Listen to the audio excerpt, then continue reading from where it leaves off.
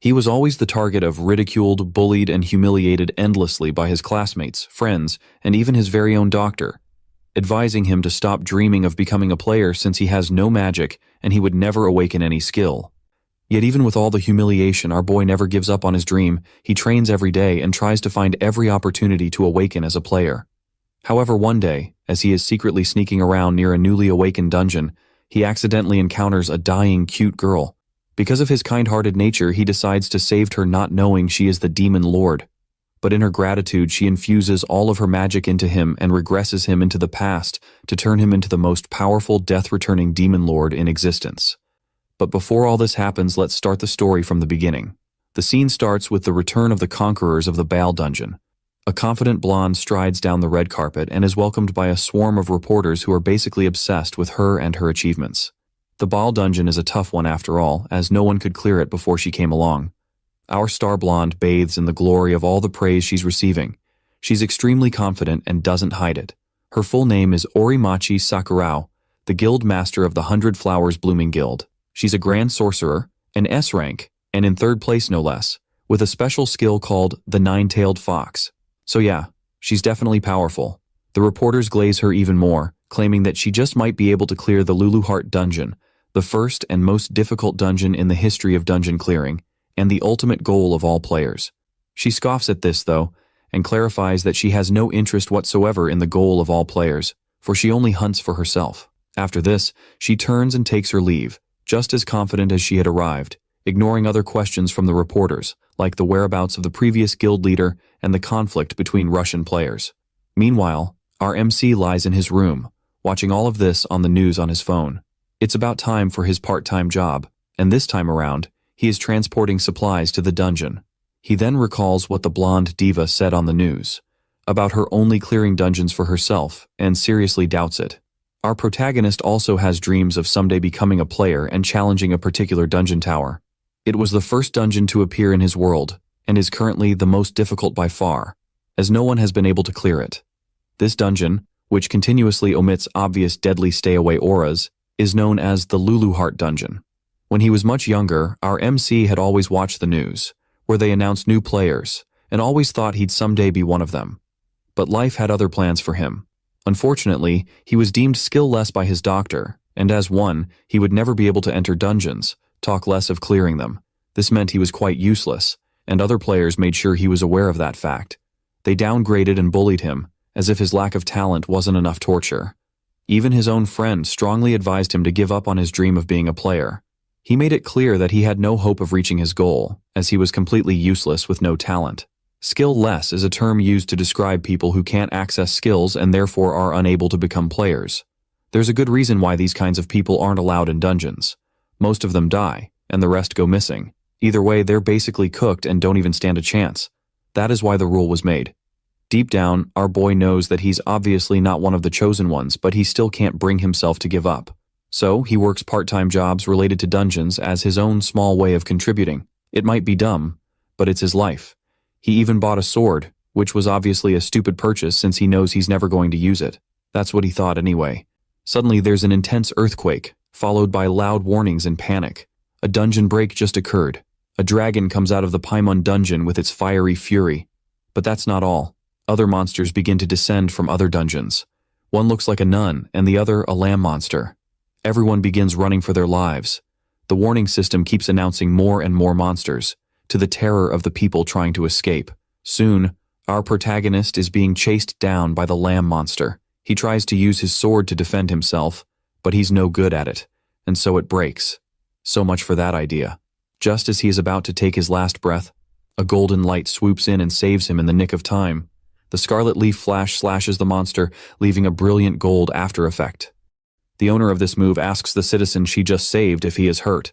She is an S rank, in 8th place, and also part of the 100 Flowers Blooming Guild. She is a swordmaster, with Eye of Truth as her special skill, and her name is Orimachi Saira, another blonde beauty. Amid all the chaos, our boy manages to thank his savior, and she advises him to run away. Even though he really wants to do something to help the current situation, the harsh reality is that the only thing he can do right now is run. He accepts his fate and takes to his heels in regret. After some running, he realizes that he can't outrun the monsters, and decides to use the alleyways to maneuver the city-turned battleground. It is then that he spots a girl on the floor, bleeding to death. She weakly asks if he's human, but he either doesn't hear her or totally ignores her. He deduces that she needs a hospital ASAP, but with how severe the bleeding is, there isn't enough time. What he refuses to do is run away again and do nothing. He tries to help her, but she rejects it. There is no way she's accepting help from a mere human, and she lets him know her disgust. But our boy isn't hearing any of that crap. Despite her struggles, he gets the weak girl on his back and gives her a free piggyback ride across the city. Things are getting wild, and the dragon releases a powerful attack on the city. The impact of the blast completely blows our boy and his new friend away. Quite unfortunately for them, they've caught the attention of the dragon. The dragon stares into the eyes of our terrified MC and looks away. Apparently, it's not interested in him for now. He wants to question it, but decides to just take his luck and move on, finding and carrying the girl. The girl wonders why he keeps trying so much when it's quite obvious that they're both going to die there. He agrees with this completely, but still refuses to do nothing. He is determined to do everything he can to get them out of this predicament. This inspires her, and she makes a decision. She asks him if he wants to change this situation, and he agrees. He would save the world if he could, but he can't, so he'll just have to settle for saving her. With that, the girl starts to bestow something on him. She hates the idea of having to rely on a human, but unfortunately, he is the only vessel available. She tells him that she'll give him a second chance, in exchange for his soul. Our protagonist is confused, but what she is planning to give him is a restart. She asks for a name, and he tells her, so she begins. She reveals that she's actually the demon lord Luluheart, the ruler of the Luluheart dungeon. She entrusts the data of her precious dungeon to our MC, and before he can ask any questions, he is sent back in time. And so it begins. In recognition of his vigilant deeds, saving a girl even in his powerlessness, the Round Table, whoever that is, grants him a skill, but that doesn't work, as our MC, Kanzaki Yukari, lacks the necessary talent or casualty required to manifest a skill. After a quick review, the Round Table decides to make an exception and grant him a skill anyway. His new skill is called Lostman, and its class is unknown, a skill that loses oneself, a tribute to his resolve to lose everything. It is done. He wakes up on his bed. Everything is totally normal, as if he wasn't just contemplating death a few minutes ago. Except, everything isn't normal, as he hears the news from his tablet, stating a story that happened 6 years ago. He checks his phone, and sure enough, the date and time match the news. Just then, the girl who had been looking after him notices that he's awake. It's the same girl he had tried to rescue, but smaller. Our dude is terribly confused. Some years ago, the mother of all dungeons, the Luluheart Tower, suddenly appeared in Shinjuku. After that, other smaller ones started popping up here and there. In these same dungeons were dangerous beasts and supernatural monsters. On the other hand, extraordinary skills started to manifest, and those who could awaken them emerged. They were called players. These skills granted the players superhuman abilities and power-ups that defied the very laws of physics. Now back to our MC and his new demon lord friend. He is still confused as hell, so she explains to him that he actually regressed. He basically went back in time to roughly 6 years prior to the incident and is now in his younger self. She's proud to say that it's only possible due to her magic. He almost doesn't believe it, but it's the truth. She had lost most of her magic power in the process though, which is why she is in a smaller form that is only visible to him. It is then that it starts to make sense to our young hero. She upright tells him that she has done her part, and it is his turn to follow suit. His job is to stop the dungeon break from ever happening in the first place. Our protagonist Yukari is still quite confused, so his demon friend Luluheart explains to him that the dungeon break was actually caused by some other demon lords coming together to invade her dungeon because it has the most concentration of magic power. Because she was way too powerful for one person to beat, they had to work together to stop her. But if her new friend can manage to conquer all the dungeons before that happens, then they can prevent that future from ever happening again. Quite regrettably, Yukari admits that although he really wants to help, he's too weak to actually do anything. He is a skill-less who has never even set foot in a dungeon before. That doesn't really matter to her though, as she's way more interested in his resolve and will to fight for her sake. Besides, all humans are the same to her, so it really makes no difference whatsoever. She promises to train him till he becomes the overpowered player she needs to surpass all human limitations and protect her precious dungeon. They finally arrive at an F-ranked dungeon. Our boy is more nervous than excited. He's curious about the training, and he's about to find out what it actually entails.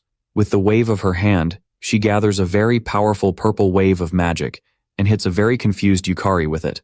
She just infused her mana directly into his magic circuits, and it is taking our boy more than a few minutes to recover from that. This should give even a skill less like him the ability to sense magic. Our boy can't understand this though, so she tries to explain to him that acquiring a skill made him obtain a magic circuit, and she controlled the mana that is currently surging through him. However, Yukari can barely concentrate on what she's saying. The pain and confusion are just too much. He is losing his mind and his consciousness. If only he could make the pain go away. And that is all he needs to activate his skills. The conditions are met, and the request to lose pain is accepted. His unique skill grants him the ability to lose pain, but only for a limited time since the skill is only level 1. Just like that, the pain is gone just as suddenly as it came. He finally begins to notice the mana circulating throughout his body, and it actually feels amazing. For a player, mana is basically everything. Before this, our boy couldn't even sense mana, and now it's flowing through his body. It's exhilarating. Luluheart swoops in and encourages him to keep losing things that will hold him back, and he'll be unstoppable. She continues with her lesson and tells him to try gathering mana in his legs. That would give him superhuman physical ability. He tries this, but fails. The mana disperses as he tries to gather it. She's not worried for some reason, saying that his ability never mattered to her, and this makes our hero believe she's actually kind. How wrong he is. Just as he's trying to figure her out, something appears from behind him. It's a freaking orc. Before our dude can realize what is actually chasing him, it is already hot on his heels. He had thought since they were still at the entrance, he was safe. What he didn't know is that having a powerful mana like that of the demon lord Luluheart flow through you is like pouring appetizing sauce on an already appetizing meal for monsters. Of course, Luluheart already knew this, which is why she didn't really bother before. She knew he was going to learn one way or the other. Our MC is running for his life. He has never fought before and has absolutely no idea what to do. Meanwhile, our demon lord just follows him around, having a teacher's snack as if someone isn't about to die in front of her. The orc finally attacks, and in that split second, our MC manages to pull it off. He gathers the mana in his legs and super sprints, dodging the attack by a hair. It is just for a moment, but he has managed to gain some distance between him and his chaser.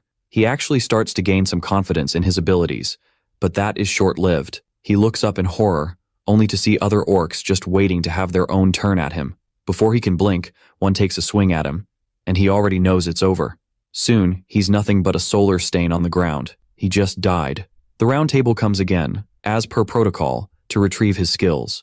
But Luluheart is not about to let go of the only hope she has of protecting her future tower from destruction. She destroys the protocol and prevents his skills from being removed. Her contract with him allows him to return to 1 hour before his death. He wakes up in panic, and our demon lord calmly greets him, welcoming him back to the world of the living. She then moves on to continue with her lesson, as if nothing happened. She injects her mana into him just like before, and the whole thing replays, both the pain and confusion. But with his skill Lost One, his ability to lose pain activates, and the pain soon fades. He's left with just confusion, but Luluheart reminds him of what happens immediately after her mana is infused in him. It's orc feeding time. Our young hero is rightly confused as to what just happened.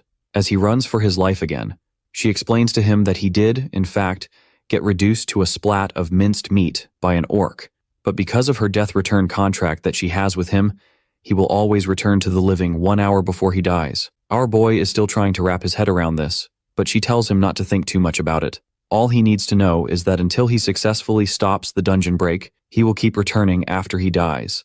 There isn't an ice's chance in hell she's just going to sit back and watch her dungeon's future savior die like that. While she observes, she notices that his reaction time has improved.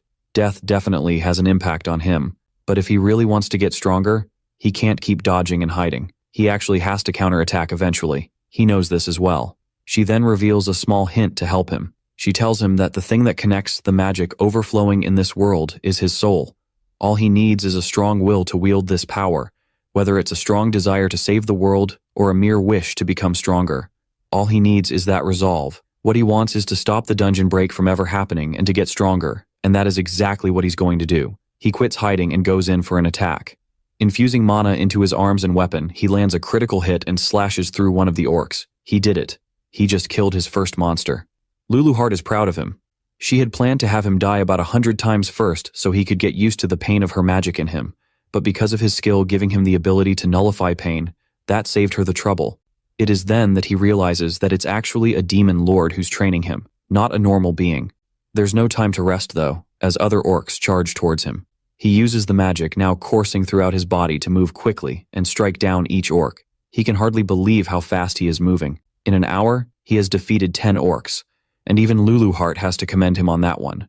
He believes that if he keeps this up, he will undoubtedly get stronger. Just then, they hear a scream coming from deep within the dungeon. There's a dude with a knife walking toward a helpless lady with obvious murderous intent. The lady, with 2 of her now-dead companions beside her, tries to stand her ground, but it's quite obvious how this is going to go. She is Sierra, an F rank that's a member of the 100 Flowers Blooming Guild. The man compliments her eyes before he goes for the kill. Our hero intercepts this attack, but it doesn't connect with its target, so he tries to hold the murderer back, and Sierra reveals that he's actually a serial killer with a knack for killing beginner players. She begs him to run away, and Yukari realizes that it's the same girl that saved him with the golden effects move before he went back in time. He definitely has a reason to save her now, but unfortunately, he is not winning this battle. He's weak from his battle with the orcs, and his opponent isn't a small fry either. The killer uses an ability, Wave of Terror, and attacks Yukari with it. This initiates fear in our hero. It also dulls his skills and prevents him from moving. With that, the killer easily lands a critical hit, stabbing our MC right in the gut. Once he's done with that, he moves back to the girl to continue from where he stopped. He explains to our bleeding hero that he just wants to know what skills are really about as he stabs and murders the girl in front of Yukari. He plans to dissect them all later and study them like a biology experiment. Our hero really wants to do something, but he's way too weak and basically dying.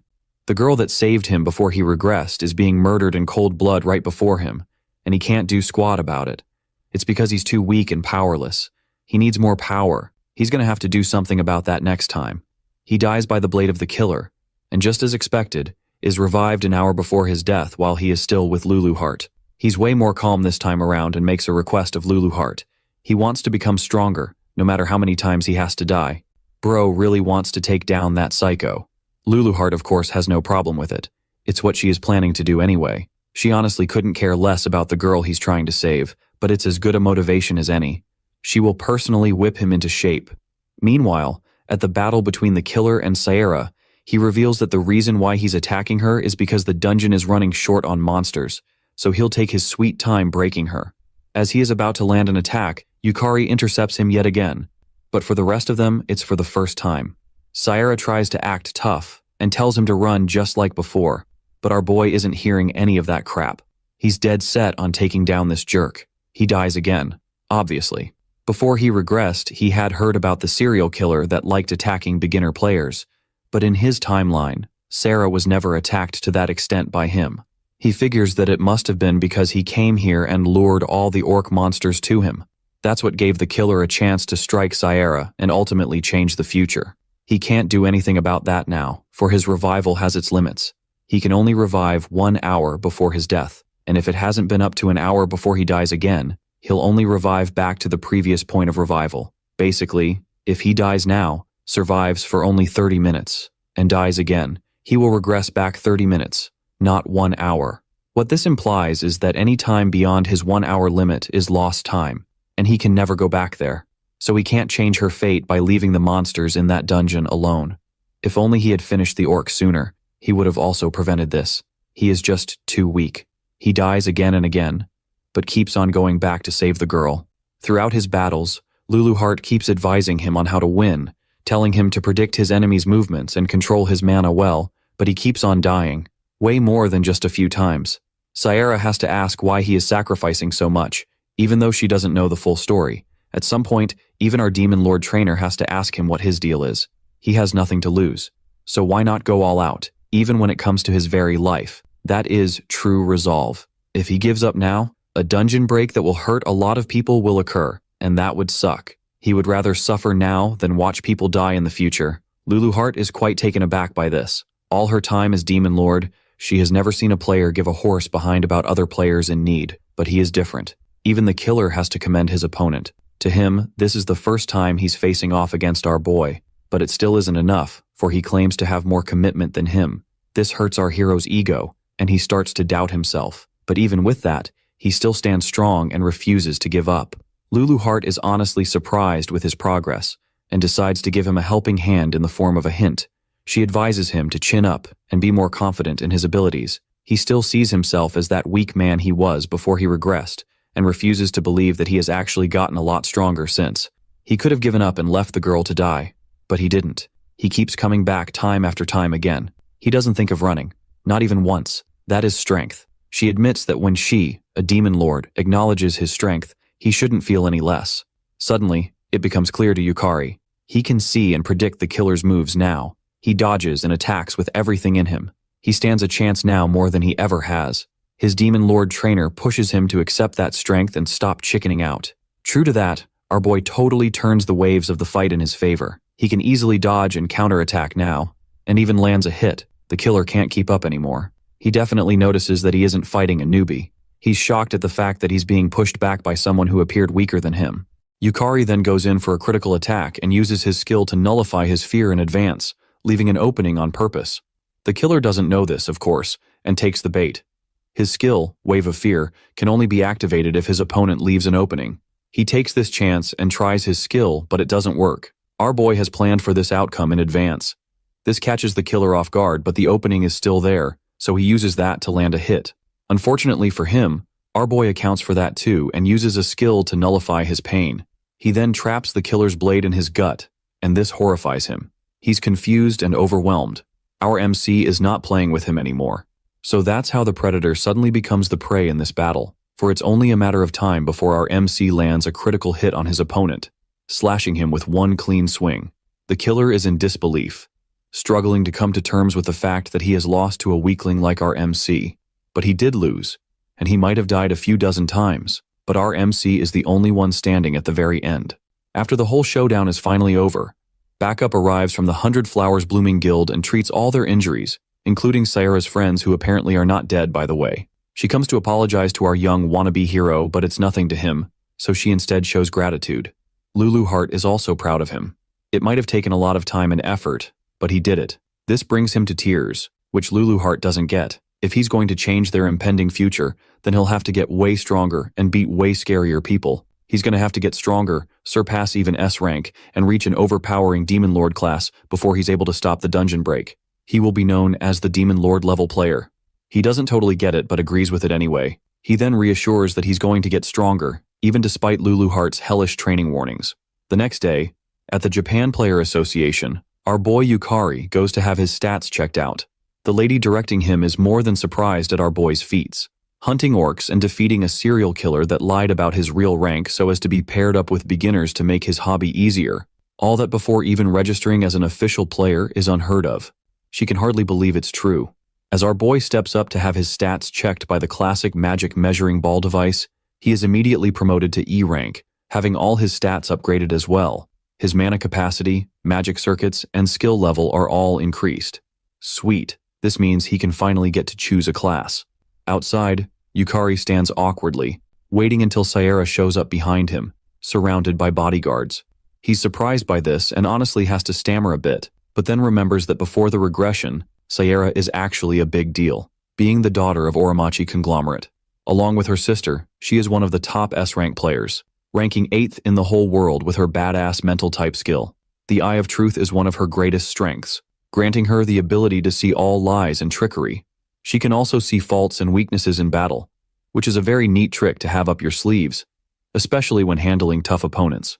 She thanks him again for saving her life and that of her guildmates. He had actually later found out that that was also her first raid as well, but she handled the situation quite well considering the circumstances. She is so glad and starts getting a little clingy, and our boy is not a big fan of it.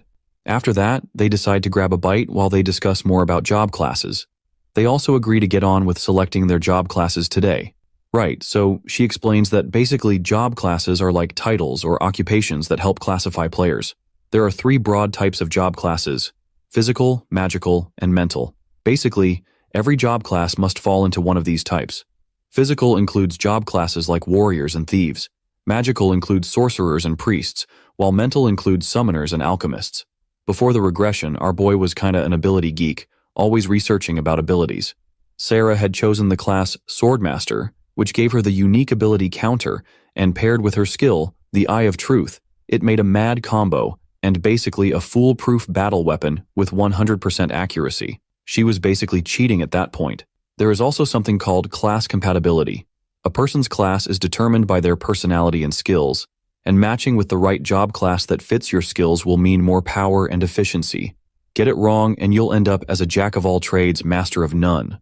She advises him to be mindful of what job class he chooses, and goes on to choose hers first. Our boy wonders what kind of job class would go well with his awfully weird skill, and Luluheart is busy taking note of all of this. After a while, she comes back and reveals that her skill actually gave her 4 job classes to choose from. And this shocks him, as that is only left for geniuses. But what shocks him even more is that out of her options, she chooses the S-rank job class Maid. She could have gone with Paladin or even Swordmaster for heaven's sake. But nah. It just had to be the Maid. The Maid class basically grants its holder unique and elegant techniques combined with the power to help her master succeed. It would dominate the battlefield with moves enshrined in mystery and history, controlling everything from the shadows. Welp, there goes the version of her he had met before the regression. She explains that she just wants to stand toe-to-toe with brave people like him, and he is just glad that she thinks of him in that way. Finally, it's his turn to go choose a class. He is excited about it, as he had never even dreamed of doing something like this before the regression.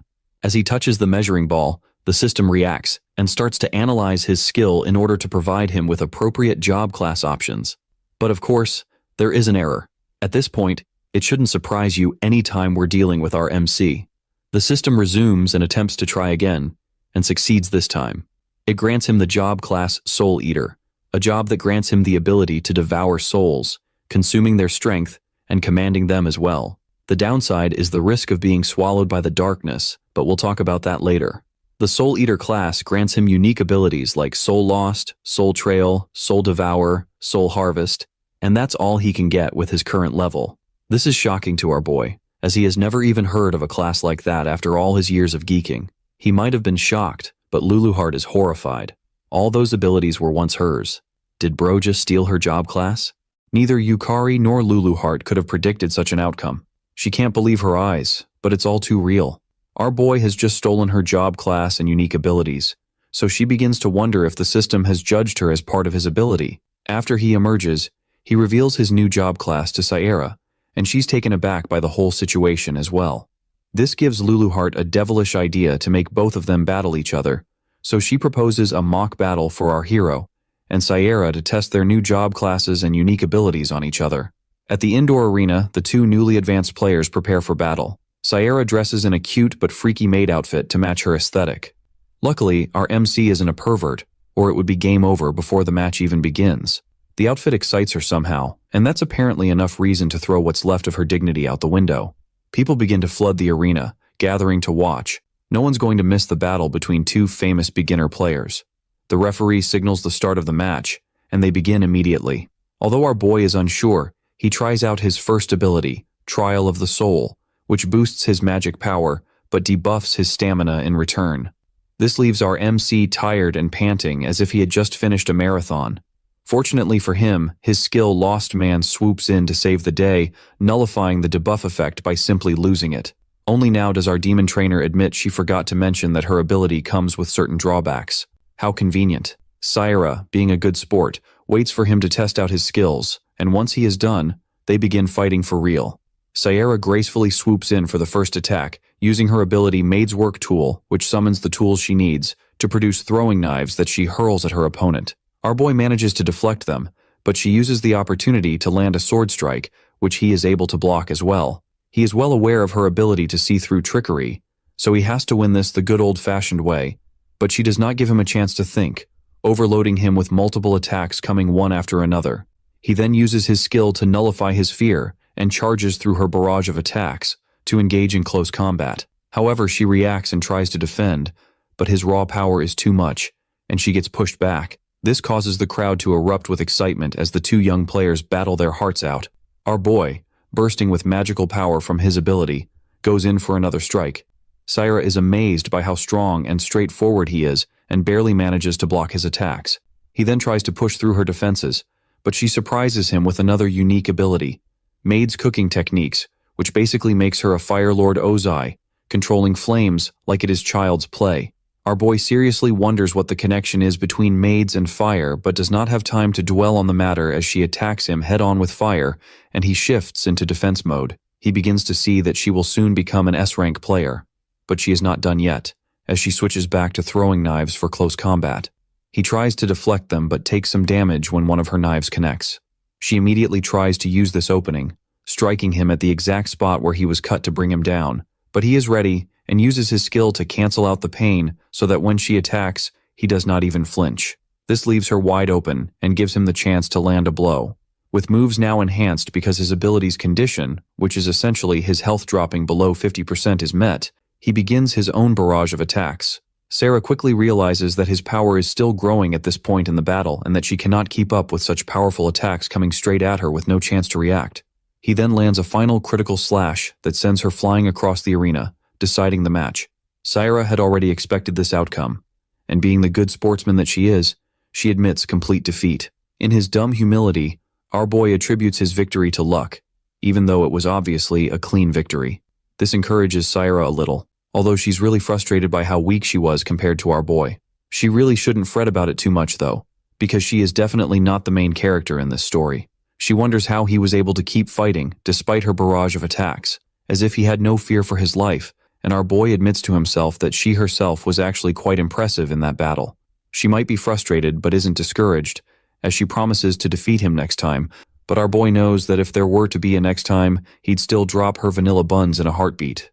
The next day, our boy and his teacher stand in front of a certain E-rank dungeon. She assures him that he can take it easy, as this is a low-level dungeon, and with that, he walks in, but not before she reveals a devilish smile that definitely can't mean anything good.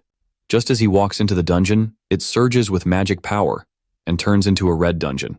Workers around immediately begin to panic and notify the 100 Flowers Blooming Guild and Player Association. Meanwhile, inside the dungeon, our MC is busy dancing tango with the night monsters, slashing and dodging as quickly as possible. He wonders why the monsters in a supposedly easy dungeon were as tough as that. If only he knew he wasn't in a normal dungeon. His teacher, on the other hand, is surprised at how well he's handling the situation, defeating the monsters in a berserk dungeon without dying even once. He is really beginning to exceed her expectations, and that's what she likes to see.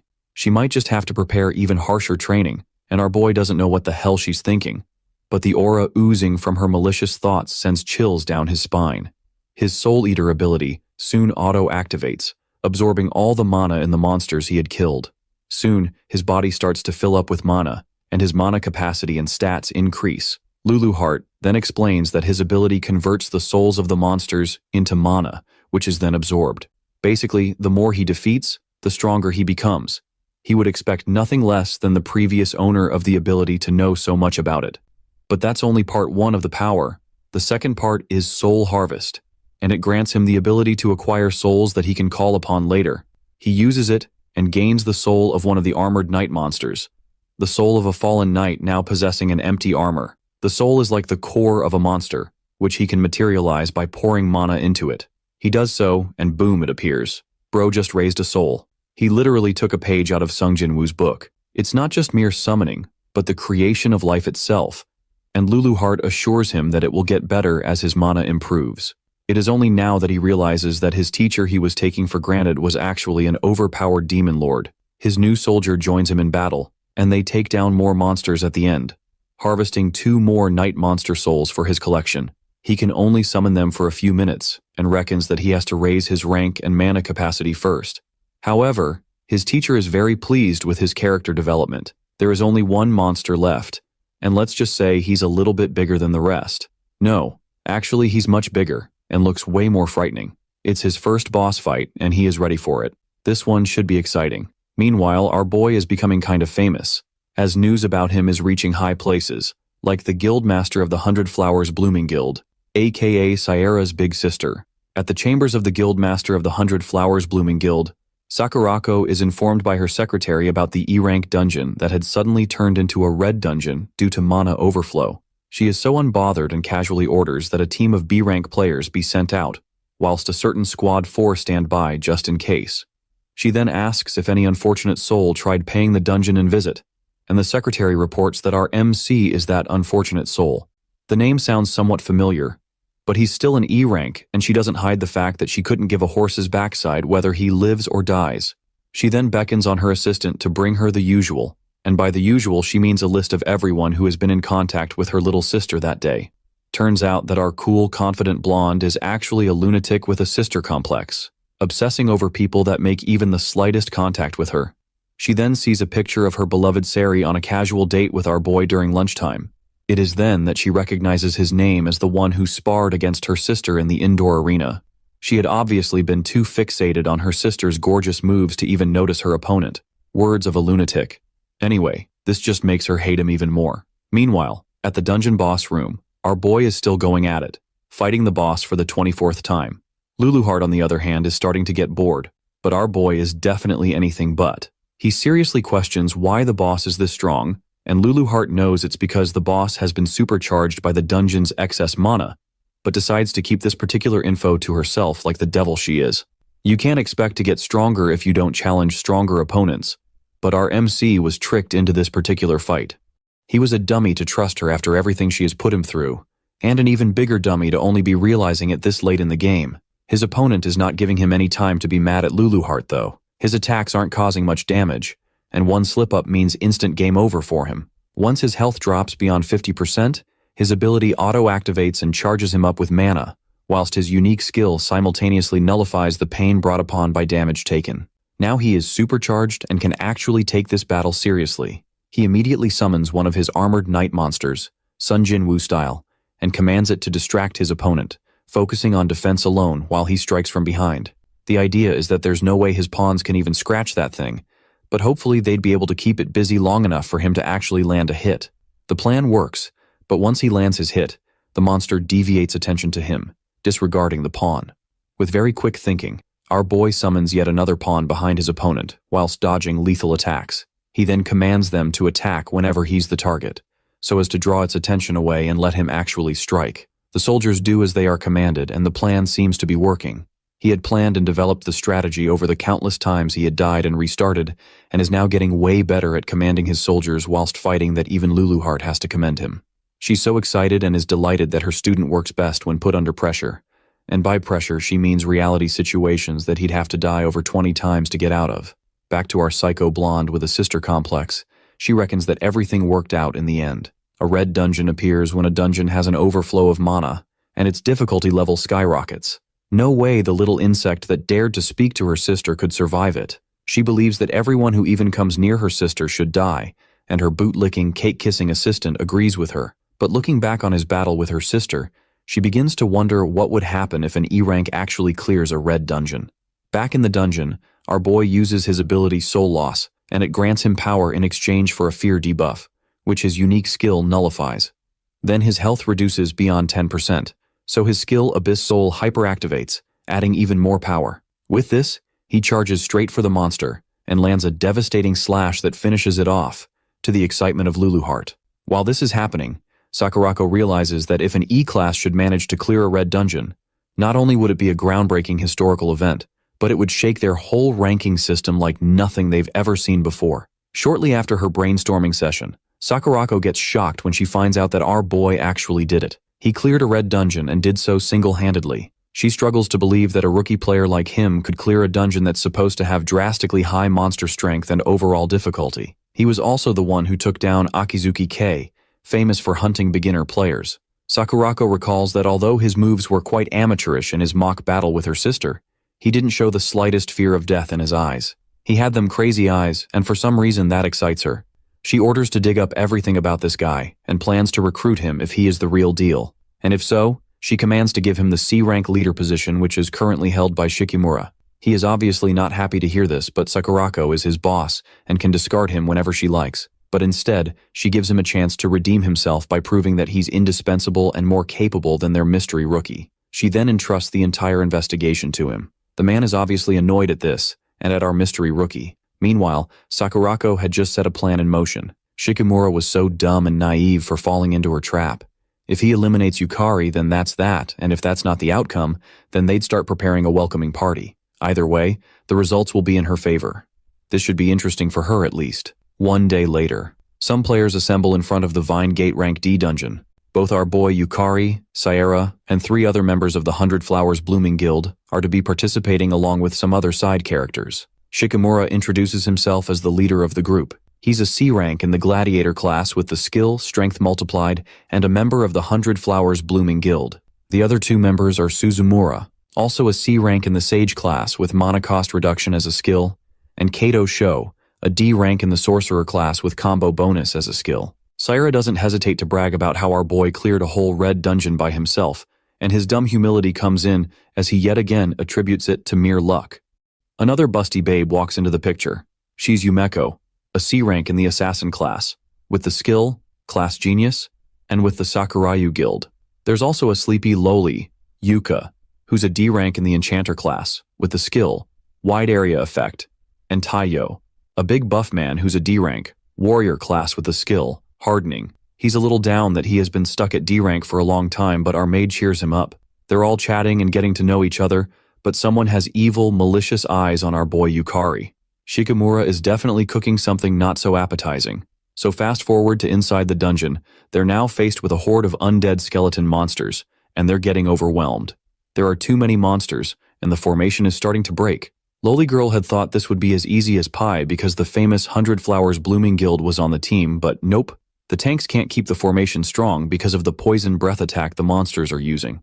As he's thinking of a counter, a monster sneaks up behind him and tries to land a critical hit. He sees this coming but can't react quickly enough to dodge. He has already started to say his last prayers, but our boy manages to get to him and strikes the monster down just in time. He saves the man, and they walk hand in hand, him taking the back while the tank covers his blind spots. Shikimura sees this and yells at them to get back to formation, but they both totally ignore him and keep doing their own thing. Yukari then activates his Lost Man's Pain nullification and communicates with Lulu telepathically, asking her to pour her mana into him so as to draw the attention of the monsters. She obliges, but it's only after she's done lending her mana that she realizes he had called her a nickname instead of her full name. So while our boy is busy fighting monsters, she's complaining about a dumb name. He uses his ability to boost his mana as usual and goes in striking down monsters one by one. The poison breath soon becomes a nuisance to him, but then his skill helps him lose it. He gets totally purified from the poison and starts operating at 100%. Turns out he can also lose things afflicted on him by external forces. Neat. With that out of the way, he easily strikes down the rest of the monsters as they are nothing compared to the hell he faced in the red dungeon. The other players soon begin to notice our boy slice and dice monsters like cotton cheese. At the end, he basically clears everything, the whole monster flock by himself. But of course, his dumb humility comes in again, and he calls it a team effort when everyone just watched him take down an entire fleet of monsters by himself. Welp, everyone is just glad that at least it's finally over. Everyone but Shikimura. Somehow, he's even more annoyed than before. He remembers the words of his sister-obsessed boss, and that makes him grind his teeth. Shikimura then yells at our boy like a complete Karen for not following his commands, so Yukari tries to explain that his formation just wasn't working, and it would have affected some people, but he just won't hear it. He's way too angry at the boy to understand that bro is actually spitting facts. Unico steps up to defend our MC, and so Karen turns to face her, calling her out for using her popularity as a model influencer to act all high and mighty.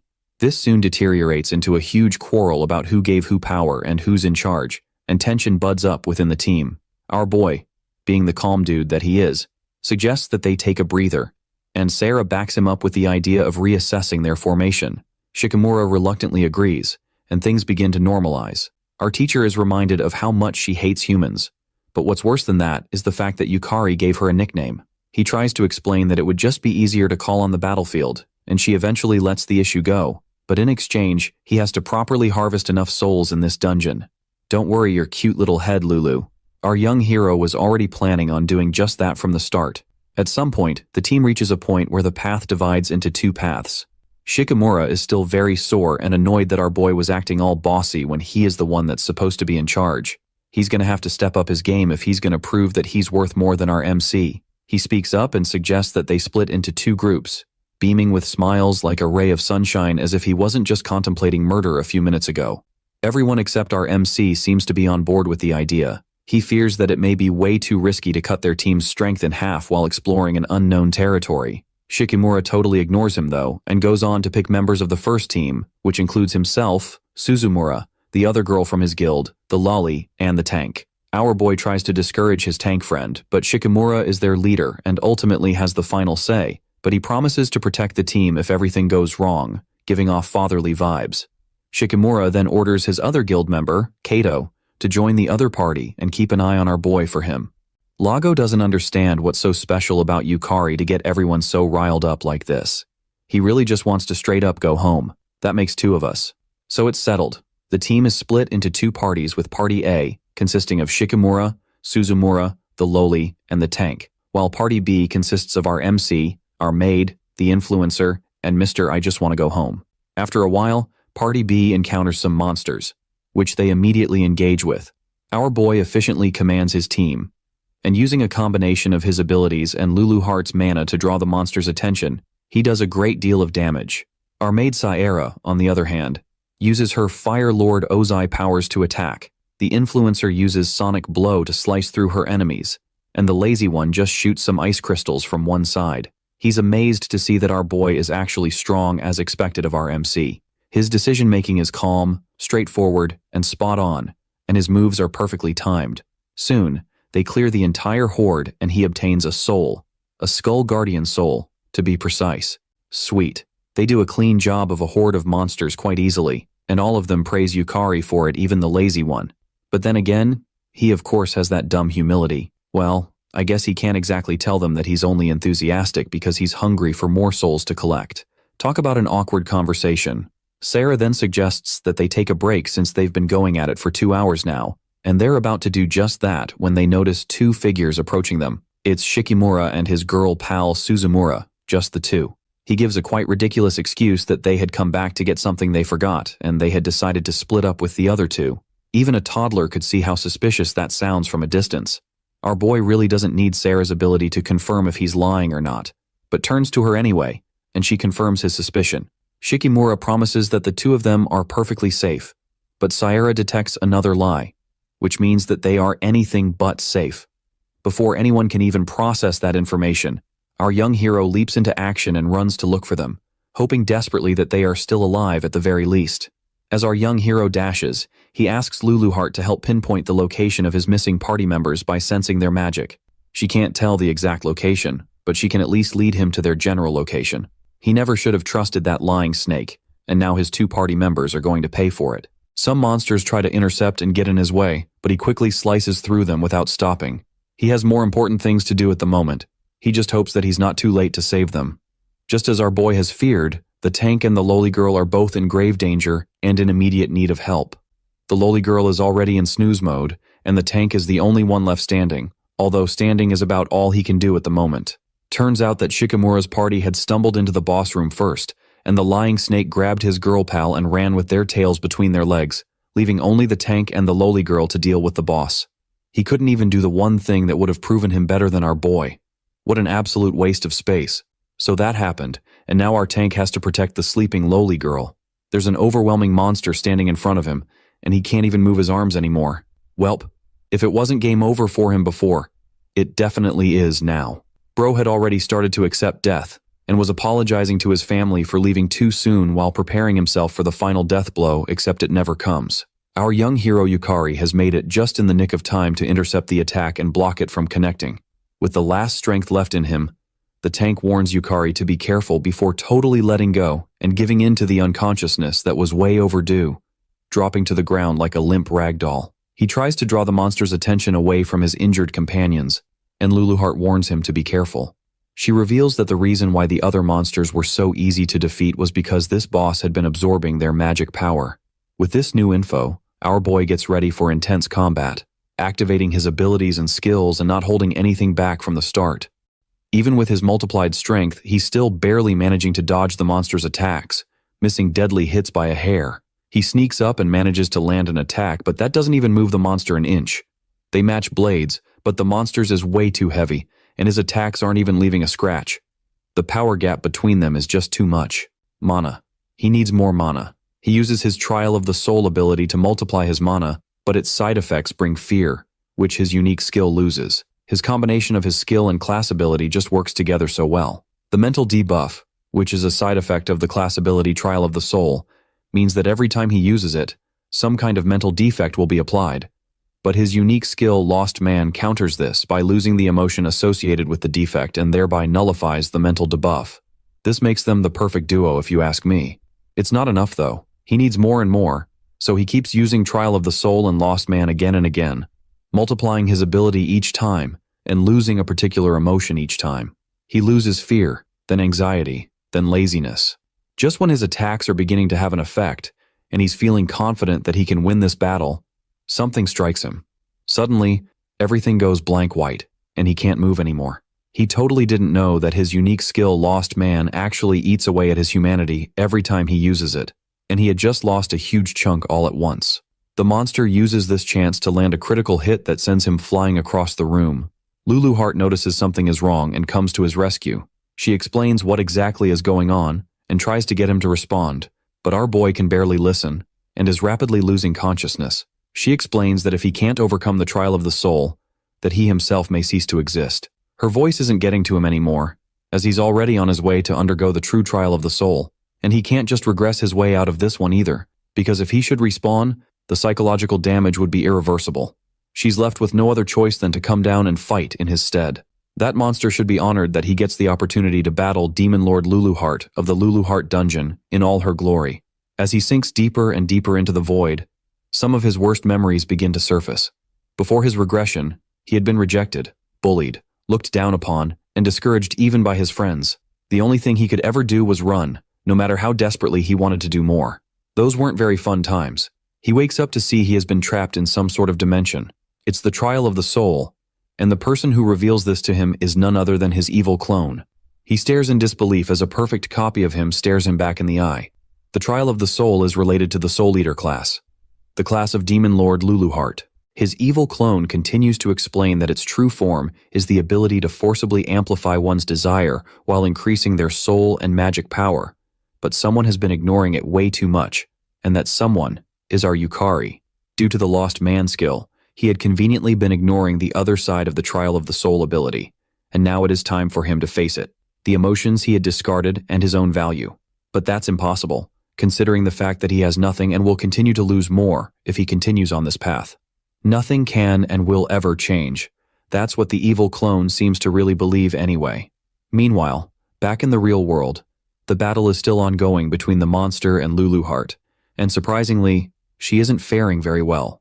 She understood that she was now much weaker, but she had thought that she could have at least taken down such an insignificant monster. It's frustrating, but she still couldn't show any sort of weakness now, not just for the unconscious people currently taking a quick nap in the room, but for her reputation as well. She continues and draws the monster's attention. She has to fight for her student, for she is quite certain that he's going to overcome the Trial of the Soul. Speaking of Yukari, he's done hearing what this cheap dollar store version of himself has to say. He doesn't need anyone to tell him. He already knows his life has been wrong. He already knows that he's going to keep losing things as he goes on. But even so, it was his messed up life that led him to Lulu Heart. Everything that happened brought him to the one that gave him a second chance to save the world. So what if he keeps losing? So what if he had a wrong life? The choices he made weren't wrong, and that's all that matters. He will stop the dungeon break and save everyone. With that, he takes his evil clone by the face and reactivates his Lost Man skill, nullifying it along with every other negative emotion that was previously being nullified. But his proof of existence has dropped below a certain amount. The skill had consumed way too much, and that has to be fixed. So that's where his teacher comes in, accompanying him together in their one-way journey to the Lost. She uses her magic essence to restore our hero's lacking existence, and it soon stabilizes while hers decreases. This breaks him free of the Trial of the Soul.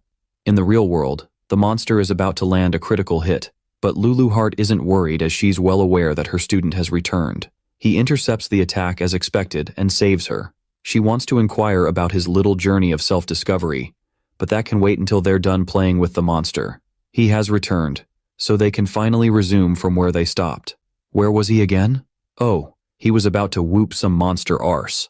The cost of the power is great, but the effect makes it worth it. It's finally time they teach that overgrown nighthead a lesson. With an intense force, our young hero attacks the monster. It reacts and blocks the attack, but Yukari pushes through and takes one arm off with a clean slash. The monster screams and then charges at him with deadly intent, and our boy turns off his fear switch so that he can fight with everything that he's got. The battle is obviously different from before. He's no longer on the defensive, and his attacks are definitely going through. He swiftly dodges the monster's attacks and lands a hot kick, a move he had picked up from Sierra during their mock battle. The monster is not done yet, for it still has a trump card. It releases a massive amount of mana and initiates a mass summoning of small monsters, the kind they had fought before. Luluheart uses her mana to draw their attention and reveals that the boss monster's mana is almost finished, and encourages him to push through. So he immediately starts, summoning his own soldiers from his collection. Bet the monster thought it was the only one who could summon an army. With that, they enter the final and most intense stage of the battle. Our boy faces off with the boss while his army deals with the other monsters, and Luluheart keeps drawing their attention to keep them from distracting him. Soon, Luluheart's mana runs out, and she fades out of the battle, back into only existing in our boy's mind. So it's left for him to finish up here and clear the garbage. He then puts every ounce of strength into his final attack and lands a devastating hit, cutting through the enemy with one clean slice. Some moments later, the rest of the party finally makes it to the boss room. How convenient that they show up right after our OPMC has cleared all possible dangers. They are shocked to find out that he actually beat the boss monster single-handedly. Sarah, on the other hand, is just worried about his injuries, but he tells her to go look after the others as they are in worse condition, as the noble character he is. Someone who is not so noble is Shikimura, as he commands everybody not to move, holding the sleeping lowly girl hostage. They had all totally forgotten about the lying snake that was the literal cause of everything that went wrong during this adventure. Our boy just wants to know why he's doing it, and then that's when the snake shows his true colors, freaking out and obsessing about how he might lose his job to our MC on Sakurako's orders. Sarah tries to talk some sense into him, as he at least respects her opinion, but he doesn't budge even when she promises to put in a good word for him. They both know that the guildmaster of the 100 Flowers Blooming Guild is anything but a compassionate soul. Plus he'd gone too far, and there was no turning back at this point. He then challenges our exhausted hero to a duel to settle the score. Talk about a cowardly move. Our hero, who's extremely tired and injured, accepts his proposal anyway. Even Mr. I just want to go home tries to discourage him, but he doesn't budge either. It might have been a jerk move, but it really is the only way to settle the score. Plus, he owes that snake a good whooping for making everyone go through all this trouble and trauma. Shikimura charges straight for him, and our boy is already on the defensive. He thinks that his best chance of ever defeating our MC is when he's not even able to stand on his feet, and what better timing than right now. He is a C rank, and his opponent is still an E rank that's on only 1 foot, no less. However, he struggles to understand why our MC is able to stand and keep defending his attacks. Once his health drops below 10%, our boy lets out a mischievous smirk, for only he knows what's about to happen. His ability, Abyss Soul, enters hyperactive mode and his mana is fully restored. Multiplied even. Unfortunately, he had faced enemies much stronger and with way more sinister intent than he could only see in nightmares. Simply put, Shikimura doesn't have what it takes to touch him, even in his weakest state. With his now restored mana, he summons the Skull Lich Lord, the boss monster that, if not for him, would have wiped them all without breaking a sweat, to the horror of everyone in the room, most especially his opponent. It is now that they realize that the person they had been dealing with is definitely not your average E-rank player. They can't even tell whether it's summoning or necromancy. Shikimura, on the other hand, is only now realizing how deep in a hot pile of mess he's in. Our boy isn't playing games anymore. The beast strikes Shikimura and makes him lose his blade. Now unarmed, he begins to panic and quiver in front of a being much more powerful than 10 of him combined. He definitely messed with the wrong character in this story. The beast draws near and looks him straight in the eye, and we all know what happens next. Hint, it involves some ass whooping. Once that's taken care of, he's now way past the point of exhaustion and can barely stand. His companions rush to support him, excited and asking questions about his ability. He can't really tell them what he actually does though. The tank and lolly girl are finally conscious again and warmly thank him for saving both their lives. But of course, dumb humility takes a stand once again. Sierra is the only one who's not happy and relieved. This is the second time he's pushing himself to the edge of his limits for the sake of other people. She really wishes he would put himself first in these kinds of situations, but since she's nowhere near his level, she doesn't have the right to say anything. That automatically becomes her motivation to get stronger. Good side character energy. The lying coward snake isn't dead though. Unfortunately, our young hero isn't one of those MCs that justify killing, so he walks out of the dungeon alive but in shame, only to meet a worse fate at the hands of his boss back at the guild. Later on, our boy heads over to the Player Association's headquarters to get his rank upgraded. He gets promoted to D rank with no complications. The receptionist notices that he's not as happy as the typical newly promoted D rank, and she goes on to explain that reaching D rank is a big accomplishment for many, and that from now on players would receive some funds and tuition discounts. But our boy has no business with any of that. His sights are on something way further than D rank. He asks her if she thinks a D rank can clear an S rank dungeon, and she replies with the obvious answer, that it's impossible. He then reveals to her that that's the reason why he needs to get stronger quickly. He wants to be stronger than even S rank players. At first, she thinks he's joking, but giving it a second thought and considering his accomplishments so far, it doesn't really seem like a joke anymore. As he leaves the building, he's stopped by a man in a suit who wants him to join the Sakuraju Guild. Just then, another man intercepts their discussion with his proposal, and soon another joins. They had heard and grown to know him as the rookie who shot up from F rank to D rank in no time flat. It's then that he realizes that it's only been 2 weeks since he first regressed back to this time. He had died so many times that it felt like he had been here for months. A quarrel soon begins to ensue between the three men, and our boy's not up for that, so he quietly sneaks away amidst the chaos. Lulu Heart had thought he'd give it more thought or at least consider joining a guild as she believed that humans like to gather in groups. But our Yukari has other plans. He's better learning from his Demon Lord teacher and solo leveling like a boss. She's quite okay with this plan, so she puts up that their next training ground would be the Lulu Heart Dungeon. Our boy is dumbfounded, but she is as serious and straightforward as she can ever be. He is sure they might be skipping a whole lot of steps, and they probably are. So many S-rank players had tried challenging that very dungeon before, and not all have been accounted for till date. She assures him that she knows the place like the back of her hand. It's her home after all. Our boy has a very bad feeling about this whole idea. And honestly, it would be weird if he didn't at this point. At the 100 Flowers Blooming Guild, Mr. No Nuts, Shikimura, is on his knees begging his boss and giving her dumb excuses that she's not interested in. She reveals to him that other players had reported that he made a very stupid decision, and he immediately denied it. What this implies is that every other person in that party was lying, including her sister, who she, in case you forgot, is very much obsessed with, like on a psychopathic level. He doesn't back down though, and insists that she must have been coerced or something, but Sakurako is already activating her ability, the Two Tails activation. Quick recap. Her unique skill is Nine-Tailed Fox, which basically grants her the powers of the white-faced, golden-haired Japanese fox. Once she activates it, she basically transforms into a human fox hybrid. She had not intended to punish him if he had air-quote mistakenly killed Yukari. But not only did he fail to prove his worth, he insulted her precious little sister to save his own skin. That is a sin punishable by immediate death in her book. At this point, the dude is desperately begging for his life, as he should, but it's falling on deaf ears. She uses an attack that actually looks kinda cool called the 10,000 Colors Dual Barrier to trap her prey in a cube-like prison. Then, in the midst of his screams for mercy, she uses Convergence to snap him in two like a twig. As for Yukari, she would just have to determine for herself if he is the real deal, which she could have done since, but I guess intelligence doesn't run in the family. She really does take this whole sister complex thing to a whole other level. Back to the Lulu Heart Dungeon, which appeared suddenly out of nowhere. It was the very first dungeon to appear, and with that, mana essence was created and people with superhuman abilities began to manifest, marking the beginning of a new era of players and dungeons. People call it the Primordial Dungeon. They stand before the massive, tall infrastructure. The Lulu Heart Dungeon looks as mighty and intimidating as ever. It's almost hard to believe that it all belongs to the little demon girl that's currently training our hero.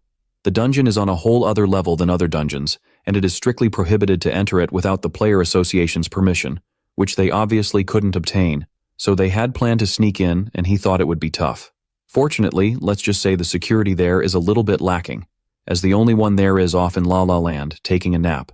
You can't blame the poor lad, it's not like anyone has the guts to enter there anyway. It's just like gatekeeping the gates of hell. No one wants to be there, so what's the point?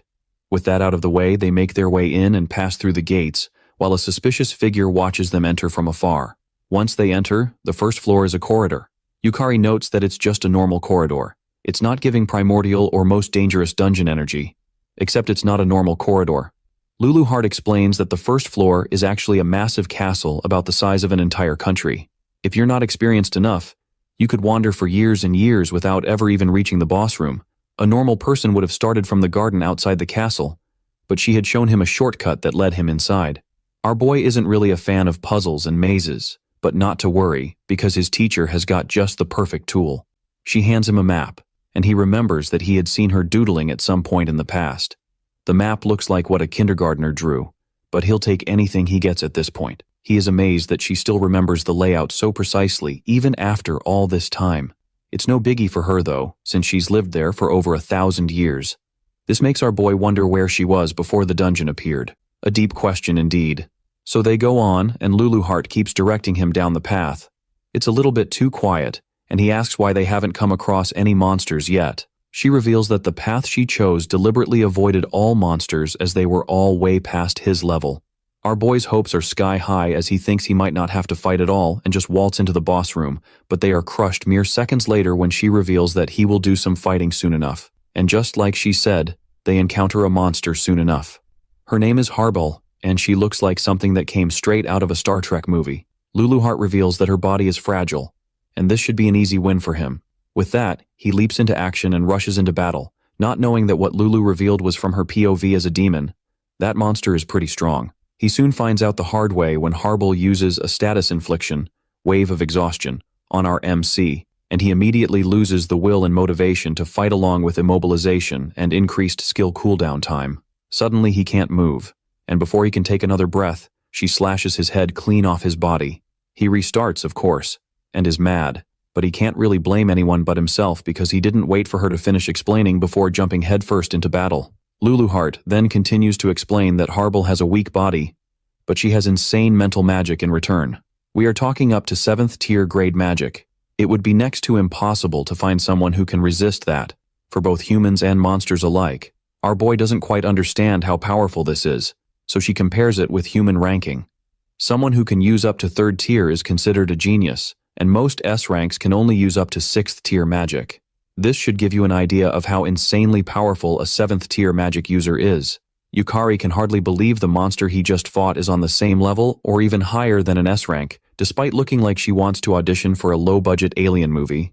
The good news is, all this logic doesn't really apply to someone who has the unique skill Lost Man. All he really has to do is lose the emotion that the magic attacks, which in this case is sloth, and he should be fine. This is how he's going to have to fight if he wants to rapidly gain souls and mana and level himself up. Meanwhile, in a church of some sort, a nun comes forward to report to a sister who's praying that a new player has entered the Luluheart dungeon.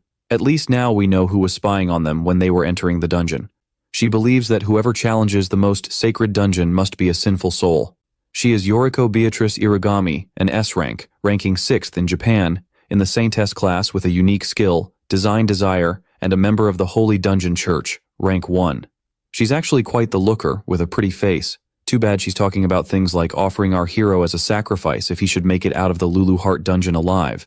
At the Sakura Dragon headquarters, our influencer friend is just busy boasting about how our young hero Yukari saved her and the rest of their party at their most recent dungeon raid. She's talking to Senzaki Kira, an S rank in 15th place in the Warrior's God class, and with a unique skill called Phoenix. He actually starts to take a liking to our boy after hearing of his feats. No diddy though. But he fears that if he's mixed up with the 100 Flowers Blooming Guild, that would mean he's got the attention of their guildmaster, a woman whose pride is so thick you could touch it. He might be in store for some real trouble in the future. His little sister, the influencer, begs him to do something, looking cute with puppy dog eyes. He must also have some sort of sister complex, because that's all it takes for him to assure her that he'll train him by beating him to a pulp. She'd much rather prefer he help him like any normal person would, but unfortunately enough for her, her brother isn't a normal person. He asks where the famous Yukari is now, and the report he gets back shocks him to the core. The boy he's looking for is currently in the Luluheart dungeon. Speaking of our boy in the Luluheart dungeon, he's kinda having a hard time defeating the Star Trek wannabe monster. Its attacks are so heavy that even when he defends, the impact alone leaves him trembling. Even with its mental attack restricted, it's still quite the opponent. He uses his ability to summon an armor knight soldier so that he can attack from both sides. The monster goes straight for the soldier and attacks it, leaving herself wide open for our boy to land a clean critical hit. After that, he summons another soldier, this time a skull knight, in an attempt to use the same attack strategy again. He knows the monster's weakness is the fact that it's very curious. Once it sees something unfamiliar, it tends to chase it down. He's aware that using the same trick twice won't be as effective, but it must at least weaken its concentration, and that's more than enough for him to score a win. It goes exactly as he planned, and even though it tries to react, it's too slow, and our boy lands another critical hit, finishing the job. He then acquires both the soul and the immersive magic power that comes with acquiring the soul of a monster with difficulty levels this high. He is proud to have been able to obtain the soul on his first try and goes right ahead to summon it. It appears just like it should, and now that it's no longer trying to kill him, it actually looks kinda cute. Our boy even tries to pat it, but just like any untrained pet, it bites him. Yep, teeth through skin type of bite. He didn't think a soul he summoned could ever bite him, but Lulu Heart explains that as of right now, the soul is too much for him to handle with his current magic power. It's expected that it shows some resistance, as souls have their own will. In fact, they're basically made up of will. Lulu Heart assures him that all he needs is to get stronger, and the Hable souls should bend to him naturally. Stronger monsters mean stronger will, which means he will need more power to control them. Our boy gulps some water from a spring and is not only refreshed, but his magic power is replenished. Turns out that the spring is actually an artificial magic spring that restores mana. He would need a whole lot more magic power if he's going to be able to use his new soldier effectively, considering the fact that keeping it awake is all he can barely do at this moment. Lulu Heart reveals that the spring was actually placed by the boss of the first floor. Apparently she loved fair fights, but for some reason, humans never ever used it. Probably because of the extremely suspicious sign that screamed trap at every passage. But he's grateful for it though, because now he can fight non-stop. Nullifying mental magic, obtaining Hable's soul, summoning Hables, and using it to fight the next monster is quite the abnormal training regime. Good thing our MC is no longer a worthless NPC. He then summons one of his soldiers, an armored knight, and uses it as bait to distract his prey, another Hable monster. Then he instructs his Hable soldier to use mental magic on it, so it uses Hodo Wave, a wave of lethargy magic that basically stops the target from using skills and renders them incapacitated. This gives them an immobilized prey that they easily pounce on and eliminate in one blow. He then obtains another Hable soul to add to his collection. Lulu isn't really a fan of his method of using sneak attacks instead of actually improving his combat abilities. But hey, a win is a win.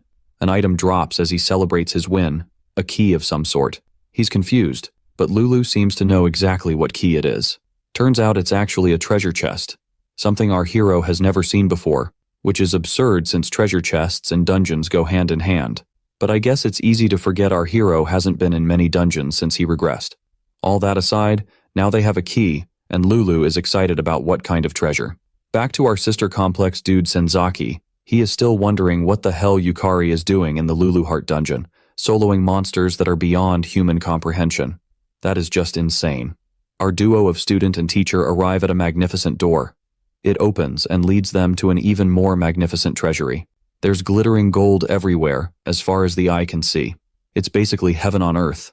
There are so many powerful weapons our boy really wants to touch, but a warning halts him in his tracks. If anyone but the rightful owner of the weapons touches them, it will set off a booby trap.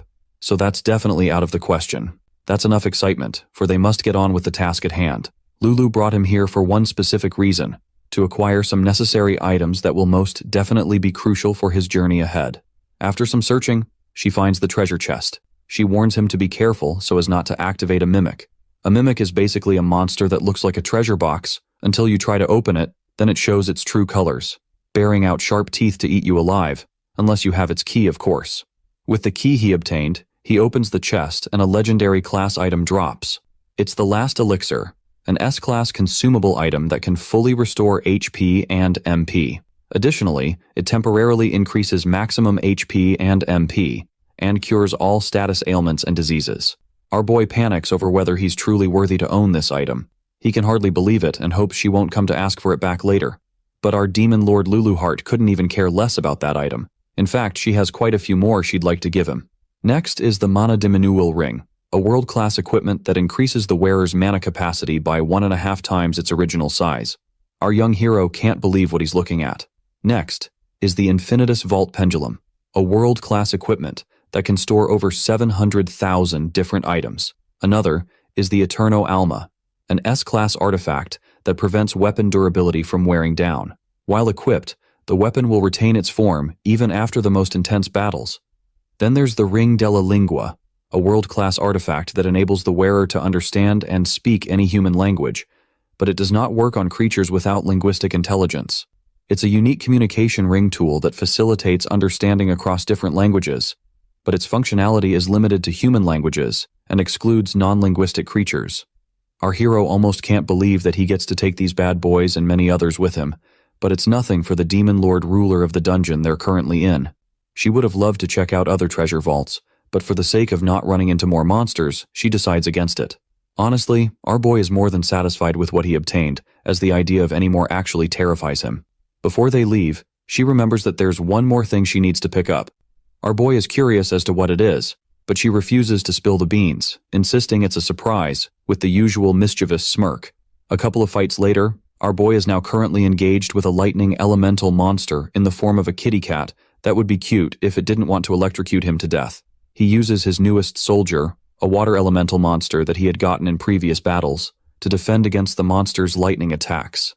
Kinda dumb of him using water to defend against lightning, cause everybody knows that water is a terrible matchup against electricity, but he's the MC, so of course plot armor is always on his side to protect him. He then summons a Habel that stuns the enemy in place while he goes for a critical attack that finishes the cat. That's how he added yet another soul to his collection, called the Lightning Element Soul. Now there's still one monster left, the Fire Elemental Monster, which appears behind him. He spots it on time and uses his water monster to defend against the monster's hot flame fiery attack. Now that's a good matchup. Water cancels out fire perfectly, unlike water versus lightning. I still don't know how that worked. Anyway, our hero and his Habel soldier go in for a double twin attack and catch the fire monster off guard, dealing fatal damage. With that, he acquires the Flame Element Soul, an element of crimson flames that is characterized by its swaying fiery hair and blazing eyes. It boasts the offensive power to manipulate flames and burn everything to ashes and excels in defense by creating a wall of fire around itself and has complete resistance to fire attributes. He finally did it, and Luluheart praises his fine work, even though in truth he had died more times than he can count before he achieved victory. It's all thanks to another one of his S-class items, a pendulum engraved with ancient runes that allows physical attacks to affect intangible beings. Additionally, it grants a special attack bonus against element-type enemies.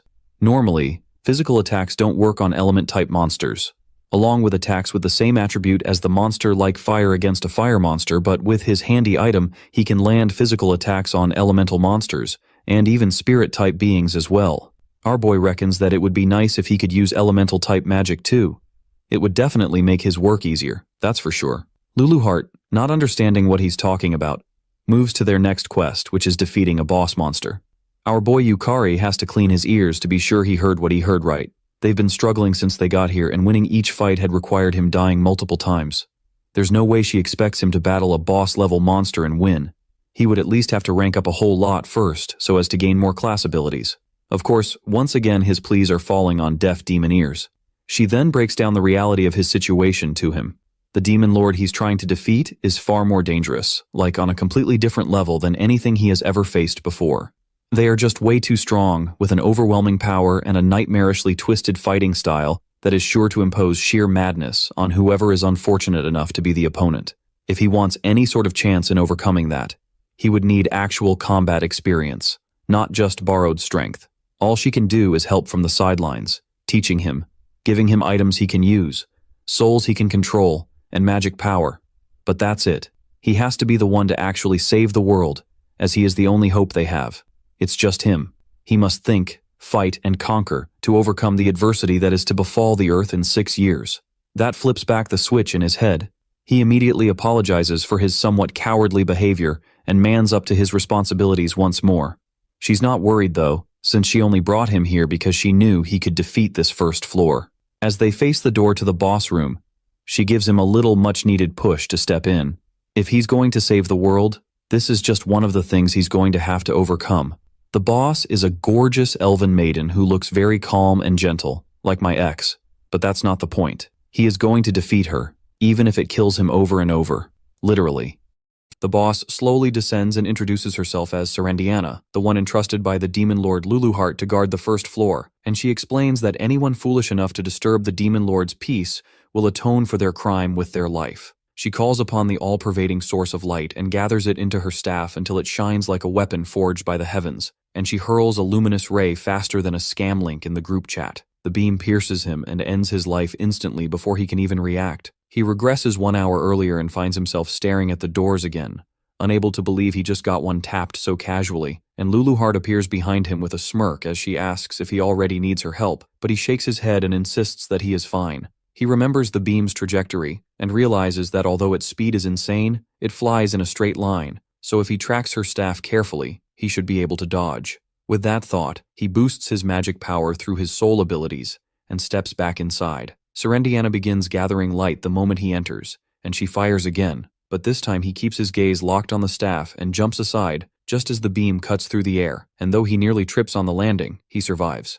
That leaves Serendiana surprised as she admits that he has truly earned his right to be here, but then she adds that maybe it is time she gets a little serious, and when someone says that you just know it is about to get tragic. She summons a void-born flame that scorches the ground without light and forms a massive circle as she unleashes Empress Explosion. The fiery blast roars toward him with enough heat to roast a village's worth of meat skewers, and he knows he cannot dodge, so he decides to memorize the moment before the explosion engulfs him and blows his body to pieces. He regresses again and notes that the activation time of fire magic is roughly 3 seconds, and he promises himself that with better timing he will make it through. He dodges the luminous ray once more, and this time he summons the fire elemental the moment Serendiana launches her attack, and the blazing wall rises like a loyal guardian and shields him from the explosion, thereby leaving Serendiana amused as she points out that the elemental was born naturally and therefore nullifies fire magic by instinct. She acknowledges his clever tactic, yet calmly reminds him that his mana is nearly drained and his body is barely upright.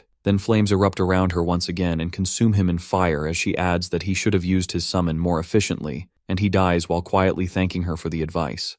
Realizing that he cannot spam high-rank summons recklessly, he decides to summon only at the precise moment when the spell is unleashed, and though this earns him a few victories, he still dies repeatedly to wind spells, lightning strikes, and dark magic that seems to home in like a desperate text message at 2 a.m. He notices that Serendiana's spell selection speed is slower than his summon time, which gives him a chance to predict and respond, but the effort costs him many more deaths before he even tries summoning Harble, only to realize that mental magic has 0 effect and earns him another quick respawn. The long-range dark spells chase him no matter where he runs, and the water magic freezes him solid until he looks like a popsicle, and after more deaths, he notices that whenever Serendiana fixes her gaze on him, it always signals water-type spells, which is useful but also terrifying, because nothing says anxiety like being ratioed by ice. He is mocked by Serendiana as a pitiful lamb struggling to stretch a life already slipping away, yet despite the deaths piling up, he refuses to give in because Lulu Heart keeps watching him with a gaze that holds nothing but belief. Her faith sparks his will, and he rushes toward the stairs,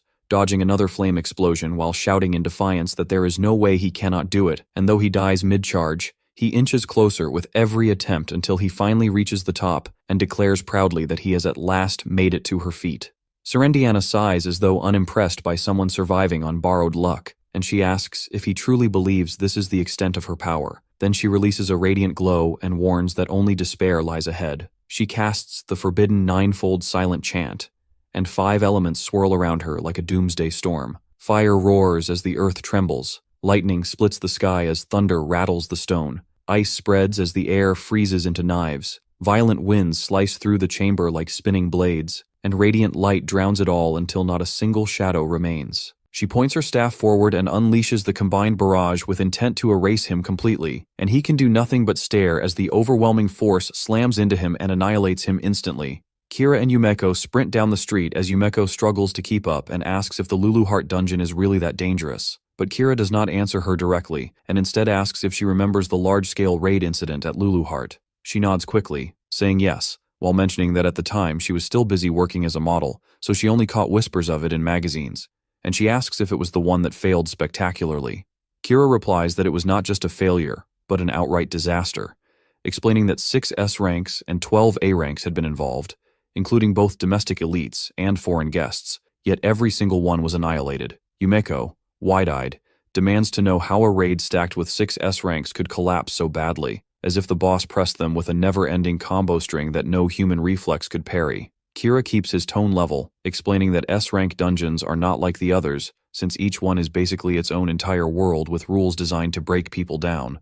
Lulu Heart begins with an endless elven forest where cunning elves and S-rank monsters stalk relentlessly, while the forest itself twists into a labyrinth that confuses even the sharpest mind. By the time a massive castle appears out of nowhere, their stamina and their sanity have both been shredded, and the raid force has already been trimmed down to 1/3 of its original size. Yumeko frowns as she processes this and asks why they did not retreat, but Kira answers that Sakurako was still inside, and that alone was reason enough to keep pushing. She nods with quiet understanding since no one just dips when someone they care about is still stuck inside the nightmare. Kira continues as his voice grows heavier, saying the strongest members were still alive, and that gave the survivors enough willpower to keep moving forward.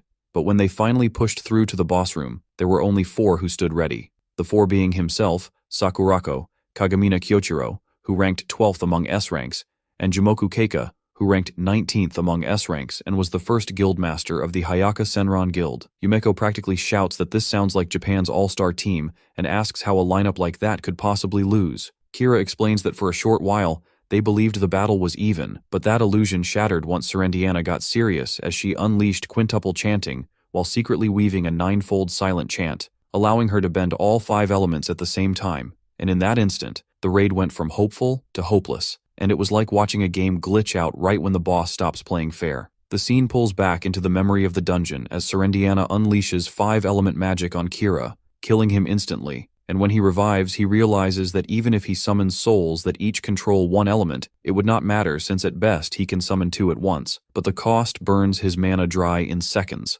Luluheart calls out from behind to check on him, but he answers that he is fine and urges her to keep moving while activating his Lost Man skill that erases panic and anxiety, like deleting all the apps clogging a phone.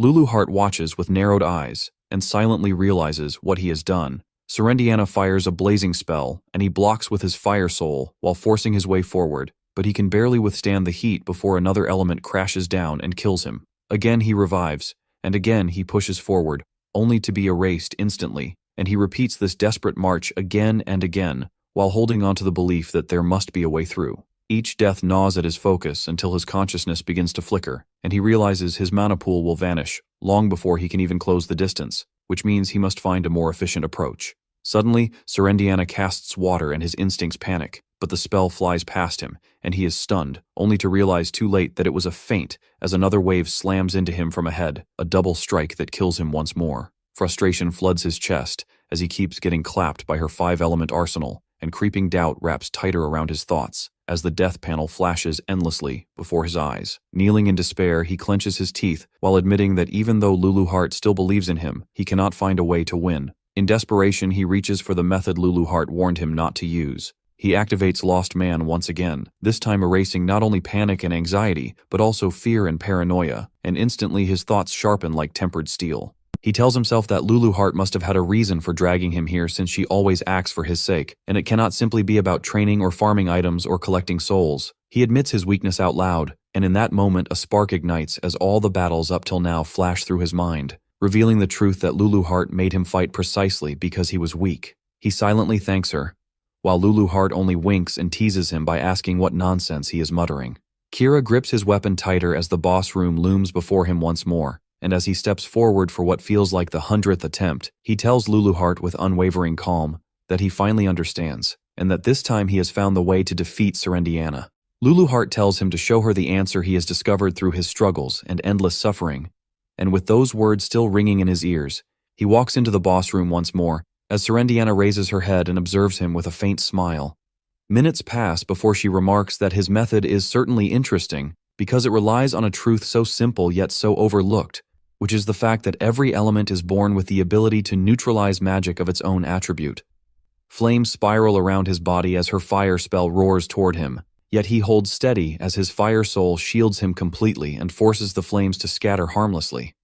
Serendiana, clearly intrigued, admits that she had not expected him to endure her fire with such a crude tactic, but he only smirks and asks if she would now take him more seriously. That single line startles her as she blinks and studies him like she is seeing something new, but he does not stop there because he suggests she go ahead and use a spell that fuses all 5 attributes at once. The request shocks her even further, because very few in the world even know she can wield such a spell, so she demands to know how he figured it out.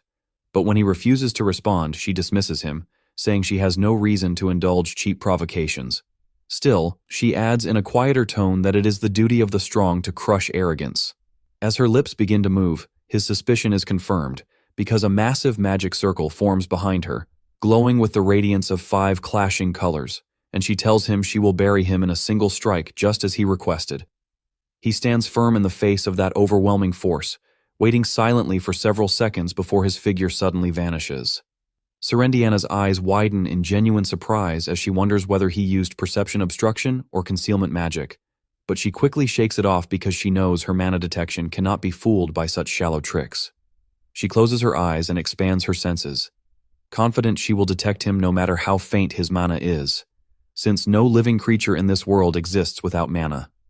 She then raises her hand, whispering to herself that if she cannot pinpoint his location, then all she must do is obliterate everything within range. A moment later, she unleashes her 5-element spell in a devastating wide-area blast. Minutes drag by as the magic dissolves into the air, yet his presence still refuses to appear, and irritation begins to curl across her expression as she struggles to comprehend why she cannot locate him.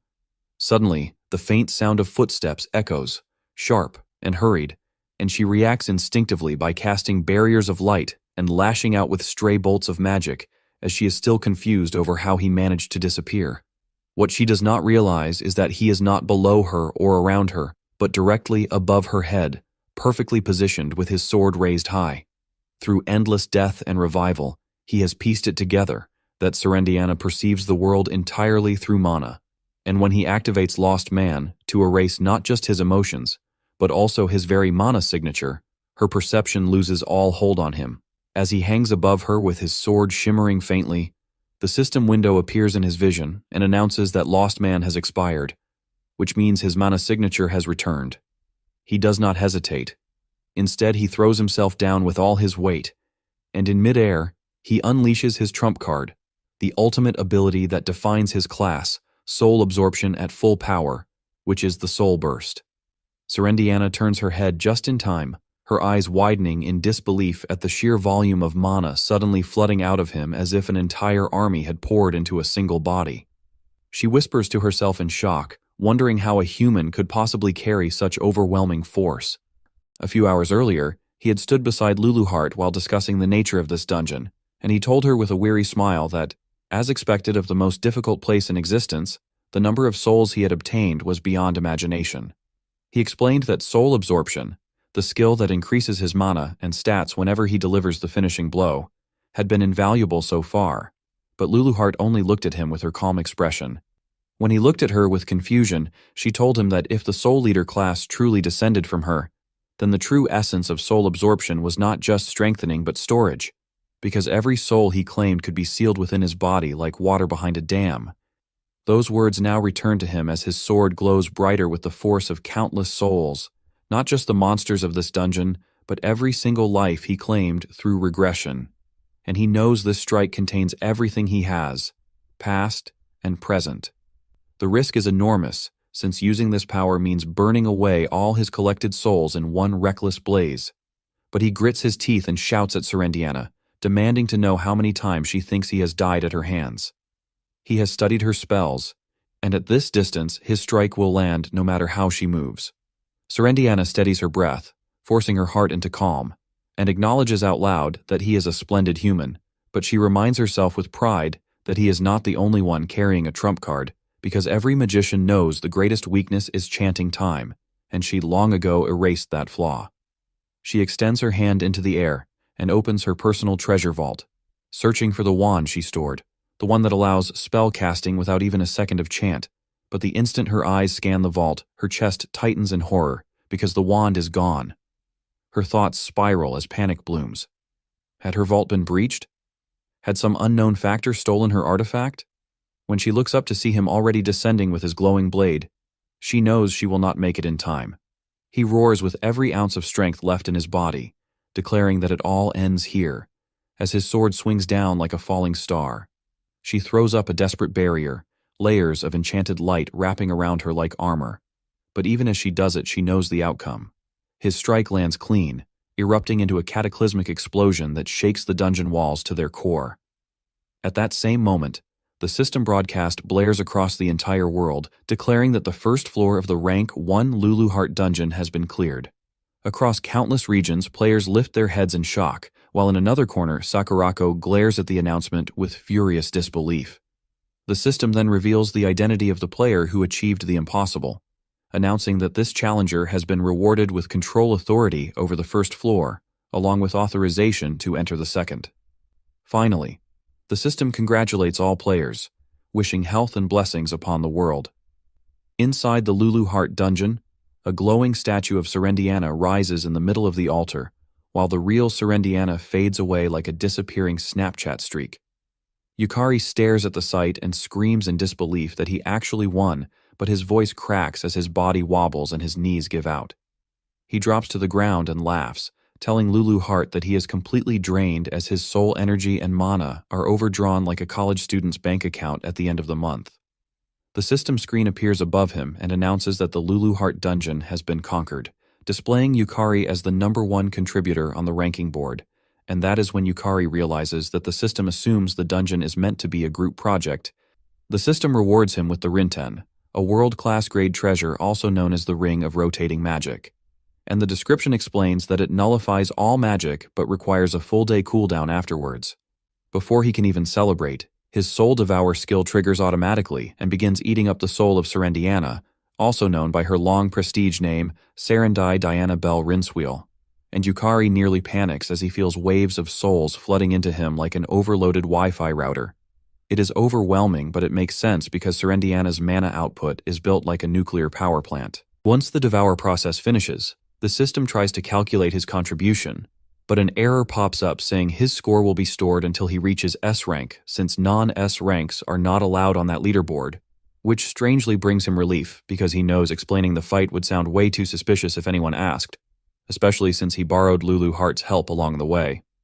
Lulu Heart claps verbally and praises him for doing well, even admitting she did not expect him to actually take down the floor boss of her dungeon, and Yukari thanks her while saying that it was only possible because of her, though he is a little shocked that she praises him honestly instead of being shady as usual.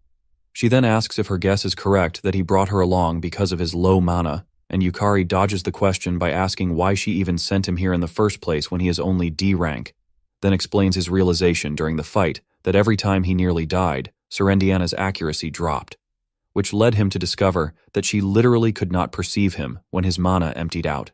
He admits that at first he thought Serendiana was just a beautiful woman with sleepy eyes who looked like she needed 8 hours of rest and a coffee, but the truth was that she relied on mana perception completely and essentially could not see without it.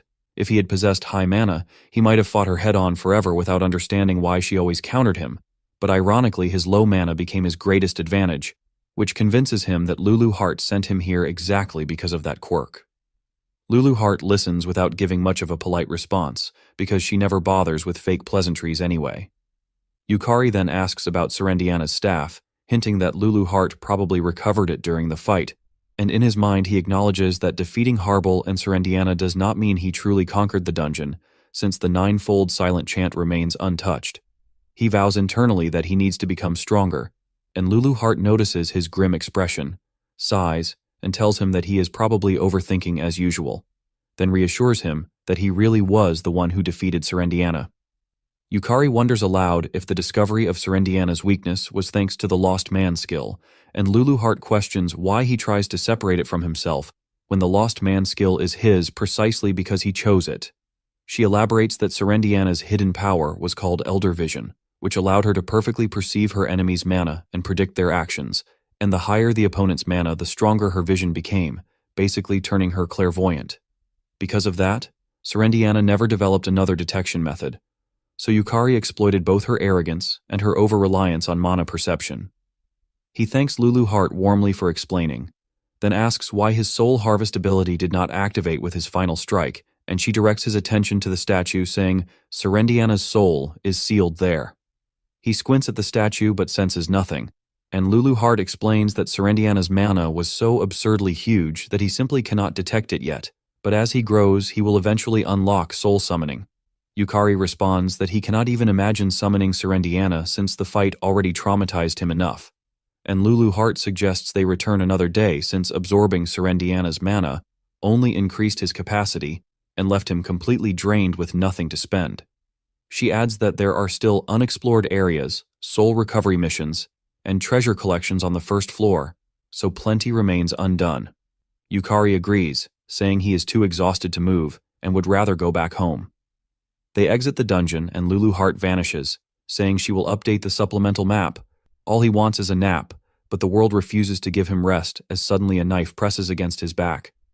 A woman's voice tells him that it is dangerous to walk alone under the moonlight, and before he can even sigh, she activates a skill called Design Desire and calls her pet forward for dinner. Yukari turns slightly and sees a monstrous eye glaring from the darkness before the beast lunges, slamming him to the ground and forcing blood from his throat as dark magic ropes wrap around him. He grits his teeth in pain and activates Lost Man to dull the sensation, but the woman approaches casually, noting that the first floor of the Lulu Heart dungeon was cleared today and that he is the only one nearby. So she has a few questions. Yukari stares at her knife and the monster, stammering out a question of who she is, and she smiles sweetly as she introduces herself as Sister Yoriko. He struggles to rise, and she even compliments his ability to move at all before commanding her pet to attack again. Yet the attack fizzles out as her Design Desire vanishes. She is shocked, wondering how a low rank with no mana can resist, unaware that the Rinten in his pocket nullified her magic. Yukari panics silently, knowing that the ring is now on cooldown and that he is restrained without access to other items, and with no mana left, he is basically cooked. Yoriko declares that he is dangerous and unleashes more of her true power, activating Design Desire again and ordering the monster to tear him apart. The claws swing toward him, and she coldly states that he will be permanently disabled, but just before the blow lands, another figure blocks it.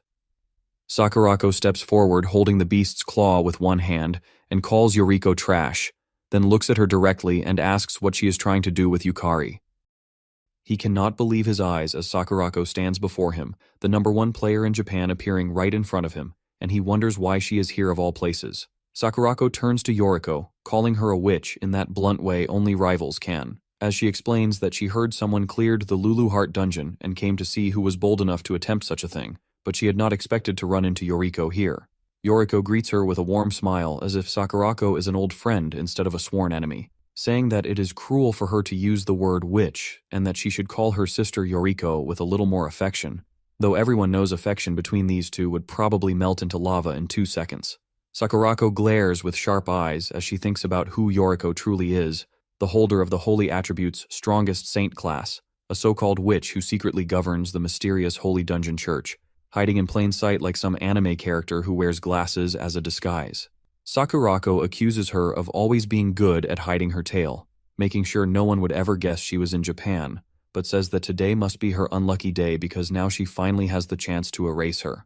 Yoriko smiles again, this time sweeter and sharper, as she tells Sakurako not to show her hostility so openly, since she only reveres the dungeons, the monsters, and above all the demon king who rules them, claiming that it is merely faith and not obsession, though the way her eyes sparkle makes it feel a lot more like obsession.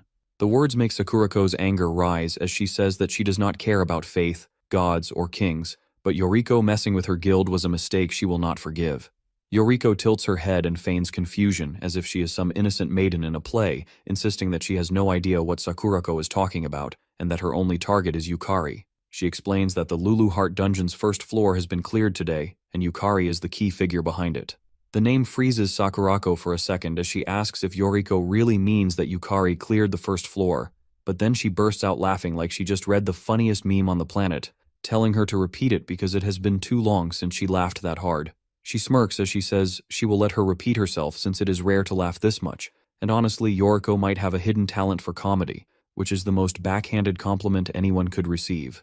The two women exchange banter with voices sharp and amused while Yukari sits quietly in the corner, watching with fear and confusion, as if he is that one player stuck in a cutscene he cannot skip. Sakurako's tone suddenly shifts as she smiles coldly and acknowledges that Yukari has defeated Kei and even subdued Shikimura, who is 2 ranks above him, but the Lulu Heart dungeon is not something that can be conquered so easily, and she turns back to Yoriko saying that entertaining a witch's delusions is a waste of time before declaring she will kill her here. Her 5 tails flare as she unleashes Foxfire, launching the half-blood ability straight at Yoriko, and the flames roar forward with destructive energy. Yoriko remains calm as she activates her Albion Veil, defending herself as the foxfire detonates into an explosion that shakes the air but leaves her untouched. She nods lightly and says she expected that level of firepower even without Sakurako going all out, before asking if it is really the time to be holding back, which sounds both like a taunt and a polite tea invitation. Her summoned monster launches its claws at Sakurako, who smirks and casts a magical shield to block the attack, telling Yoriko coldly not to get cocky if that is all she has.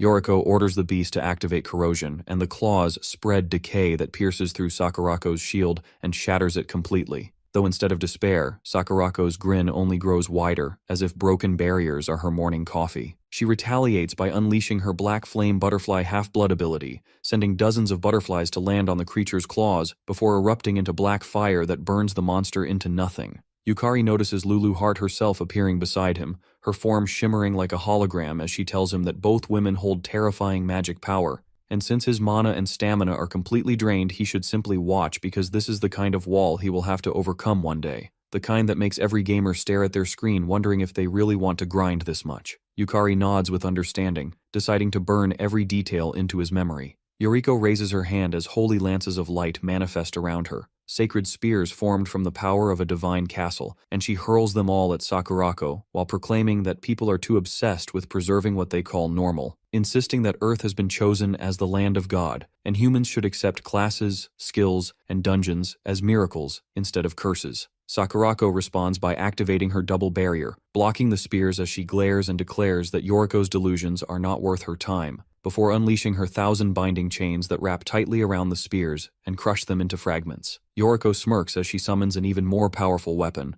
a holy sword glowing with divine energy meant to slay evil and beings caught between realms, and she swings it down without hesitation. Sakurako's chains bind it in midair, holding it still as Yoriko teases her by asking if she really thinks her tails can restrain such a weapon. Sakurako admits it is a cheap provocation, but decides to play along as she releases her 6th tail and activates Ritual Foxcry Barrier, Demon Heaven Curse, a technique that saturates the battlefield with the Demon Fox's curse, rendering everything in its reach immobile. A claw rips through space itself as Yoriko gasps in shock, asking if Sakurako truly intends to summon the Demon Fox, warning that the entire city of Shinjuku might be wiped out. Sakurako replies coldly that if erasing Yoriko requires sacrificing a city or two, then so be it, which makes Yukari's stomach drop as he realizes she is completely serious. He notices a chain tightening around a holy spear now aimed at him, and his body freezes with terror while Yoriko summons another holy sword, shouting that the vicious power of magic excites her and that they should drown in it completely, hurling the blade toward Sakurako with wild energy.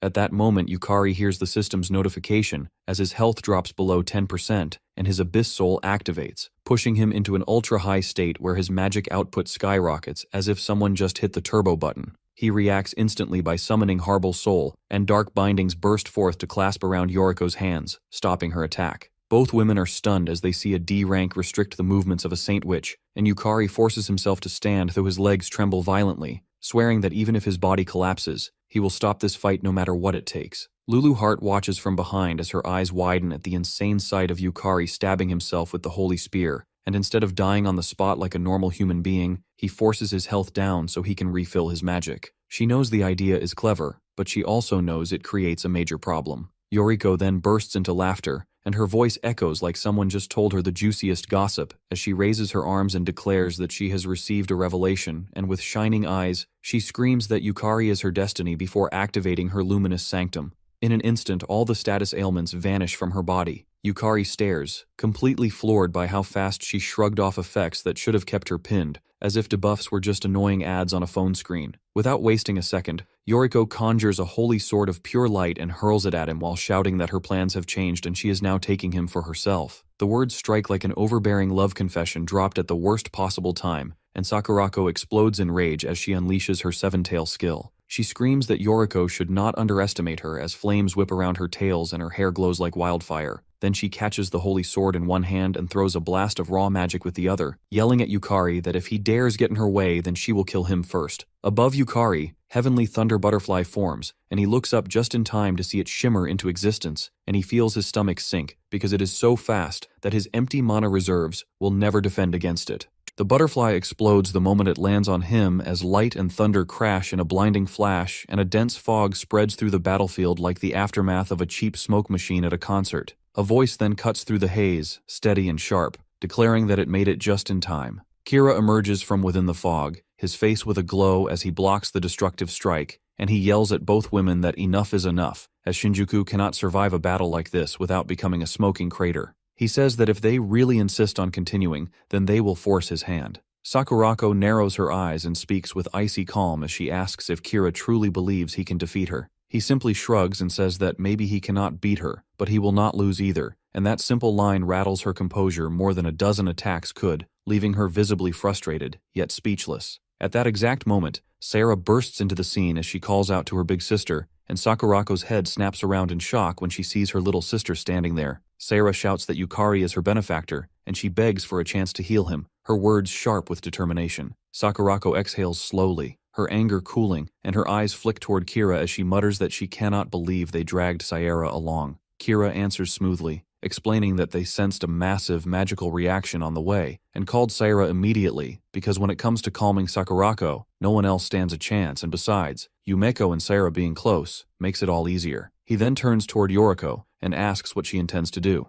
Yoriko straightens her posture as she calculates that fighting two S ranks at once is not worth the trouble. She walks slowly toward Yukari, her aura glowing with devotion, and she tells him that killing him now would be a waste. Her body shines with radiant energy as she activates a luminous ray shift, and she begins to fade into pure light. But just before vanishing, she looks directly at Yukari and says that he is her destiny, promising that they will meet again. When the tension finally settles, Sakurako steps closer to Yukari, her eyes sharp as she says that she needs to confirm something, asking if he was the one who cleared the Lulu Heart dungeon. Yukari freezes, his gaze shifting toward Lulu Heart herself, and he quietly asks her whether he should tell the truth about his regression, believing that honesty might create allies. Lulu Heart warns him against it with a serious tone, explaining that dungeon breaks are not always the work of the Demon King alone. Confused, Yukari presses her, and she elaborates that monsters were never able to leave dungeons on their own, as escaping required enormous sacrifices or rare methods. Yet this break clearly occurred on a massive scale. That can only mean someone on humanity's side collaborated with the dungeon break. Yukari stares at her in disbelief as the revelation makes his chest tighten with unease. Lulu Heart advises him to stay cautious and keep a low profile for now. Sakurako prepares to press him further, but Yukari interrupts and firmly declares that he is not the one who cleared the Lulu Heart dungeon, insisting that he is only a D rank who overestimated his own ability. The claim shocks Saera, who can see through lies as easily as most people see through cheap makeup, and Yukari knows she caught him, but he cannot think of a better excuse. Sakurako turns to Saera and asks if Yukari speaks the truth, and after a heavy pause, Saera nods and says that it is true. Yukari was not the one. Sakurako studies her sister for a moment, then nods slowly, saying that for Saera's sake, she will let it go. Yumiko introduces Kira as her older brother, and Kira offers Yukari a place to stay for the night, saying that somehow they managed to survive the chaos together, and Yukari gratefully accepts the help. Sakurako then calls to Saera, asking if they should go home together, and Saera agrees, but keeps her true thoughts hidden. Inside, Saera knows Yukari really was the one who cleared the first floor, and a sharp ache runs through her as she realizes he is always ahead of her. Yet confusion builds as she wonders why he chose to hide the truth, and she convinces herself that he must have a reason, because Yukari is not the kind to lie without cause. She decides that she has to get stronger, not just to catch up, but to become someone he can trust and rely on, and with quiet resolve, she makes that vow in her heart. Meanwhile, within the Holy Dungeon Association, a sister rushes to Yoriko's side and asks if she is unharmed and what should be done about Yukari. The sister says that with her command, Yukari could be eliminated instantly, but Yoriko waves the suggestion aside and smiles. She tells the sister that there is no need because she felt it herself. Harble, the entity Yukari summoned, carried the undeniable magic of the Lulu Heart dungeon, which is all the proof she requires. Yoriko's lips curl into a radiant smile as she declares that Yukari is their light, their hope, the one destined to bring forth the era where dungeons dominate the world. She whispers her thanks to her lord, utterly certain that Yukari is the one chosen to stand at her side. 3 days after the first floor of the Lulu Heart dungeon gets cleared at the Japan Dungeon Association's Tokyo branch, a female staff member sits at her desk staring at her tablet where the news is literally everywhere, and she can hardly believe her eyes, as someone actually managed to clear that nightmare of a dungeon, and the whole internet is already boiling with theories claiming that the one responsible is Sakurako, Japan's golden child.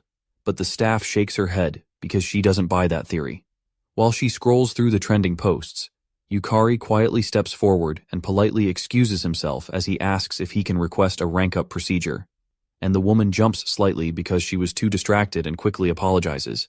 But he smiles and tells her that it is fine before calmly informing her that he is here to confirm his promotion to C rank. Her jaw nearly drops because it has only been 1 week since his promotion to D rank, and she carefully explains that to reach C rank, one usually has to clear over 100 dungeons, not just a handful, as the entire system is designed to demand years of grind. But Yukari understands the shock, since everyone knows that the ranking mechanism runs on some mysterious contribution points gained from defeating monsters and clearing dungeons. His eyes drift toward the massive globe-like stone sitting in the center of the room, as everyone knows that touching it automatically verifies eligibility for a rank up, and he assures the woman that it is all right since he has already met the requirements. The truth is far beyond that, because after clearing the first floor of the Lulu Heart dungeon, Yukari had been granted the official title of C rank. His mana circuits had increased to 8, his stats had risen, his mana quality had upgraded, and he had even unlocked a brand new class ability called Soul Resonance, meaning that he can summon souls more reliably now, instead of those awkward blink-and-you-miss-it moments. Yet Lulu Heart, ever the relentless mentor, reminds him that this alone is not enough, explaining that mana circuits only convert the overflowing mana of the world into skills and class abilities, but the efficiency depends heavily on the strength of the user's soul and desire, and without a strong soul, the circuits are basically just expensive pipes with no water running through them. She tells him that the reason he always grows stronger when pushed against the wall is because of this, making him realize why she kept hammering him with pressure until he almost broke. Yukari jokes that he thought pushing him to the edge was simply her weird hobby, but when she stays quiet, he grows curious and asks why she has suddenly gone silent, though she gives no answer. The female staff finally allows him to place his hand on the stone, and the artifact glows as it confirms his eligibility, officially granting him the title of C-rank player. She stands frozen because it actually happened, and she realizes that her earlier assumption that defeating Akizuki K was just a lucky fluke might be completely wrong, since moving from D to C rank in just a week is the kind of speed that rivals even Sakurako.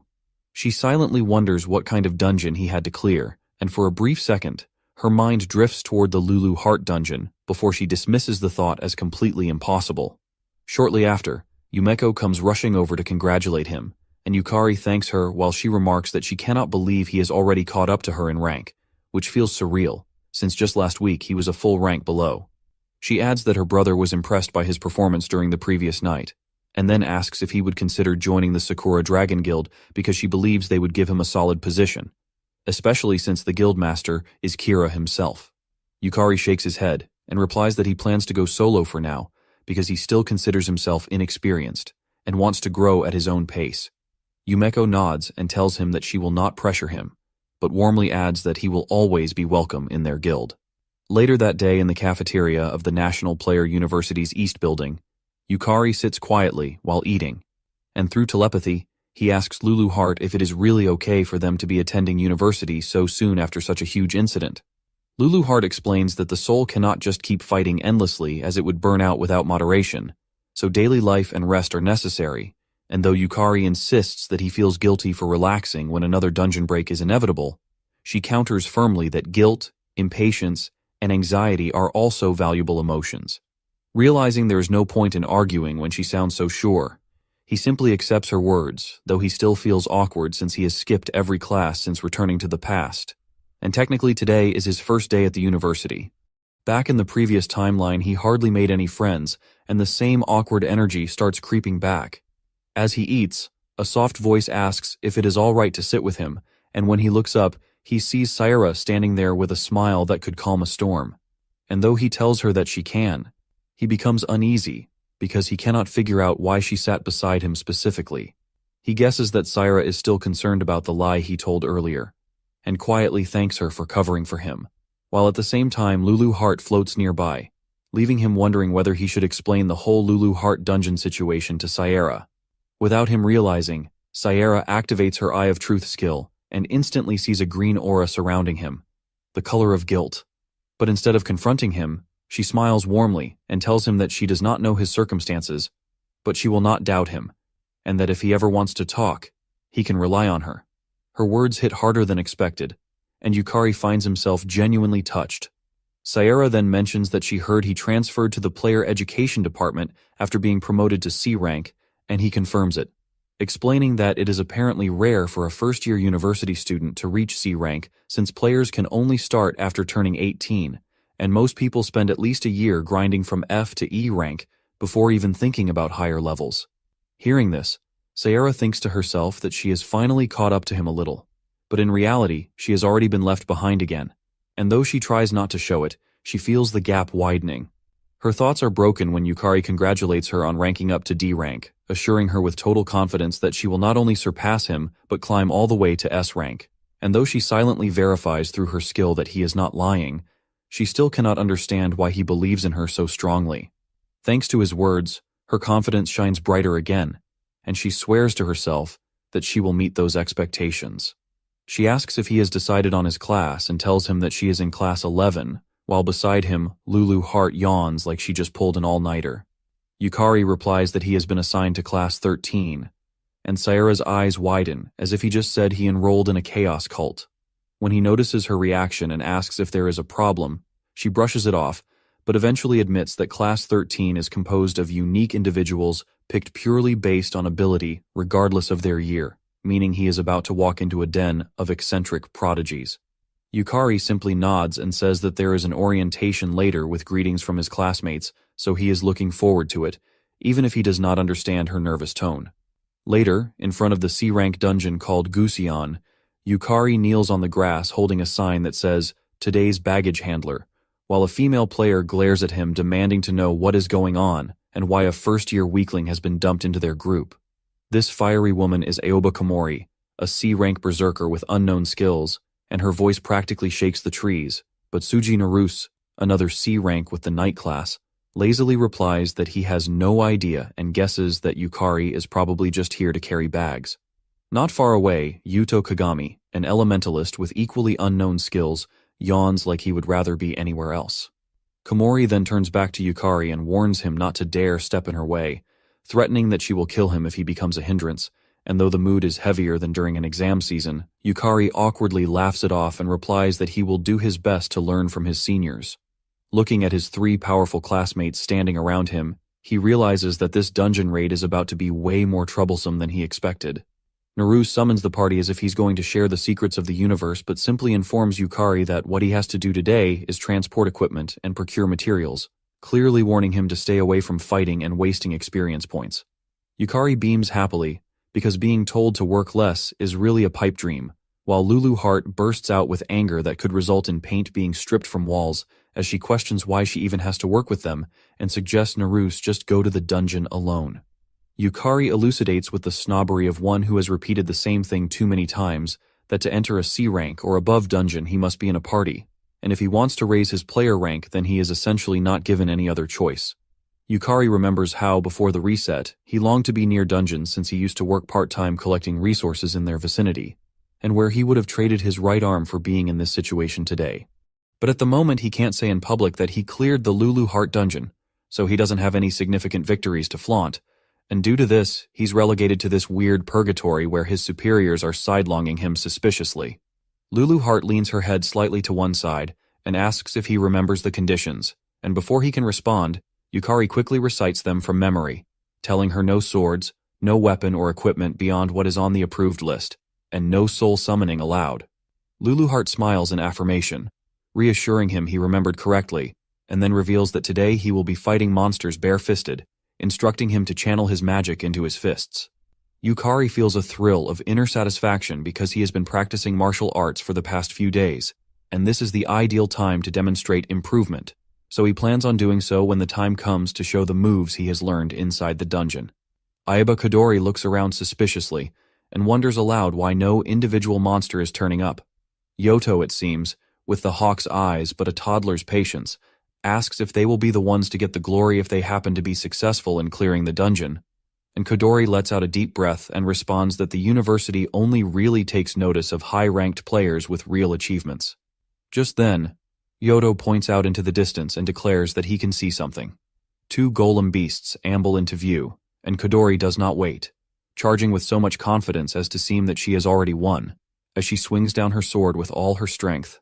The result is less glorious than hoped for, due to the fact that the great blow only leaves a small scratch on the golem's rocky skin. Naruse, not wanting to just stand there and be useless, dashes in with his own attack as Yoto fires off an aqua spear spell that thumps the golem with the force of a wet noodle. Picking up on what he sees as an opportunity, Naruse attacks again as Yukari watches from the sidelines.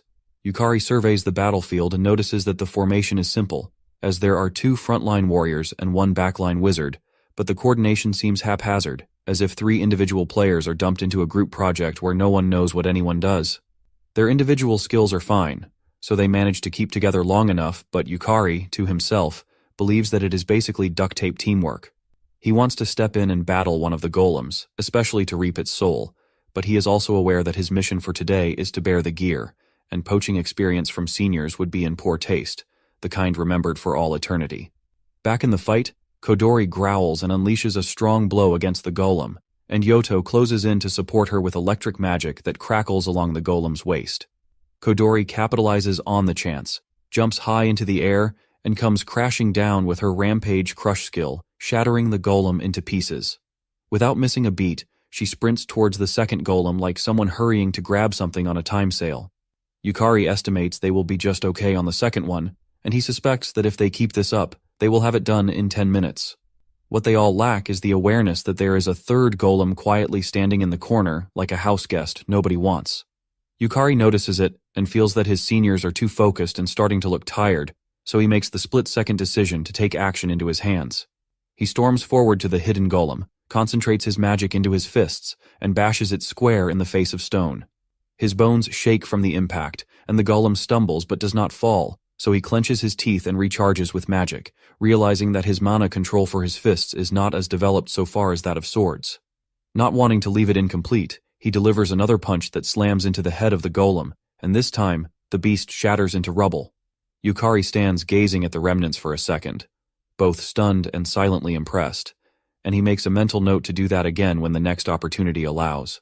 At that moment, Kodori comes running and asks him if he is okay, but gasps when she catches a glimpse of the ruined pieces of the golem on the ground. Yukari quickly tries to make up an excuse, but Kodori is already crouching to investigate the materials, muttering that the monsters must have fought each other for territory. Yukari breathes a sigh of relief, but before he can slip away quietly, he is chided for wandering off alone, and Kodori sends him back to the others. He nods quickly and complies, not wishing to draw any further attention to himself. Kodori stays back a moment to look over the shattered bits of the golem, and something in her refuses to accept the simple explanation. She knows what she is looking at, and the evidence is there, though it does not work. Yukari dispatched that golem with his bare hands, and she knows no one with C-class, or even an A-class, should be able to do so. The idea stays in mind as she walks back to the others, and though she keeps up diplomatic features, inside her mind, she has already made it up. Something is not quite right about Yukari, and from this day on, she is going to watch him. The party ventures deeper into the dungeon where the air grows heavier with each step, when suddenly another golem stomps out from the darkness, swinging its arm like it wants to turn them all into pancakes. And Naruse immediately steps forward as his shield glows with iron barrier, which absorbs the impact in a metallic boom that echoes through the hall. He signals quickly to Yuto, who wastes no time in forming ice fort that freezes over the golem's foot, rooting it to the ground, and just as the creature struggles to lift its leg, Kodori rushes in with Beast Fang Flash, her blade glowing crimson as she cleaves the monster clean in half. For a second, it looks like the battle is over, but another golem charges from the side and Naruse instantly activates Justice Taunt, forcing the hulking enemy to target him while his defense spikes, as though he has suddenly turned into an armored tank. Yuto follows up by forming an ice spear which whistles through the air as he reminds the others to coordinate their attacks, and Kodori responds without hesitation by activating her Blood Mist combo, her body glowing faintly red as her health drains but her speed multiplies, and she slashes so fast it looks like the afterimage is fighting alongside her. Naruse seizes the opening with Brave Strike, his blade descending in a downward arc that smashes into the golem's chest with a force that rattles the ground, and Kodori finishes with another Beast Fang Flash, her attack splitting stone and leaving nothing behind but rubble. Yukari watches with wide eyes as the dust clears, and he cannot help but praise their firepower, and Kodori smirks as she explains that they exploited the golem's weak point, which greatly increases their critical hit rate.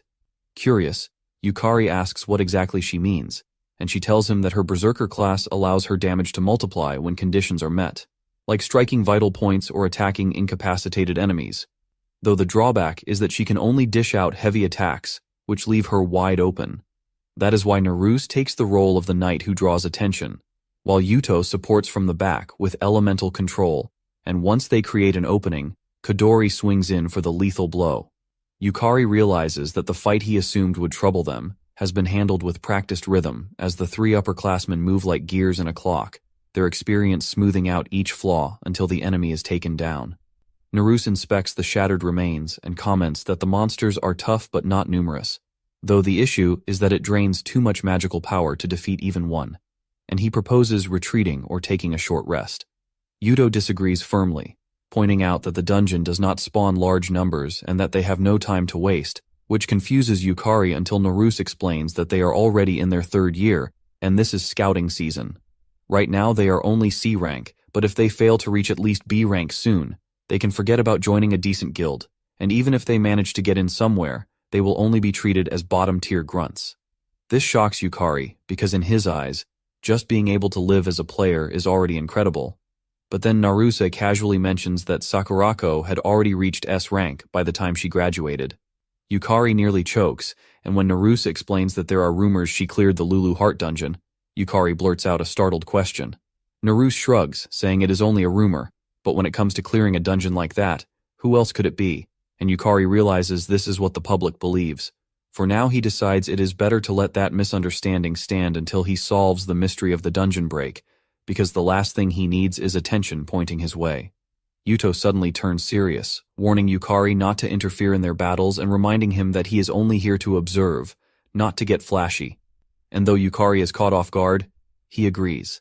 They continue walking, and Yukari reflects quietly that while he has fought alone for a long time, this is the first time he has watched how seniors work as a team, and though he badly wants to collect golem souls, he decides this is a valuable chance to learn their rhythm.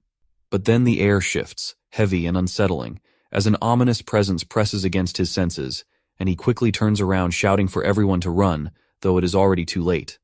Golems emerge from every direction, surrounding them like chess pieces tightening a net, and his seniors freeze in shock as they realize they are completely surrounded. Yukari had suspected something was off since they encountered so few monsters earlier, and now he wonders if the dungeon is being manipulated by something with intelligence. Kodori reacts first, saying that with enemies closing from all directions they have no choice but to push forward, but Yukari realizes that his seniors are not suited for fighting against multiple opponents at once. He tells them to leave it to him, and that he will hold the golems back, which confuses Naruse, who shouts that it is impossible to win against so many and insists they retreat. Before they can argue further, a golem swings down and the ground shakes as the party scatters, with Naruse struggling to rise after the blow nearly knocks him flat. Yuto dashes past him with cold determination and says bluntly that they are leaving Yukari behind, and Naruse stares in disbelief before asking if he is serious. Yuto's eyes are sharp as he states that Yukari is just a newcomer who barely touched C rank, and if he can buy them time, then that is more than enough. Yukari dodges a strike and yells for the others to go, saying that he is good at running away, and Kodori pauses for just a moment to ask if he can really handle it. Yukari flashes a determined grin and assures her that she should leave it to him, and Kodori, seeing it as a chance to gauge his real ability, runs off saying she will entrust the fight to him. With no other choice, Naruse follows after her, leaving Yukari standing in the center as 30 golems close in with heavy steps that make the floor tremble.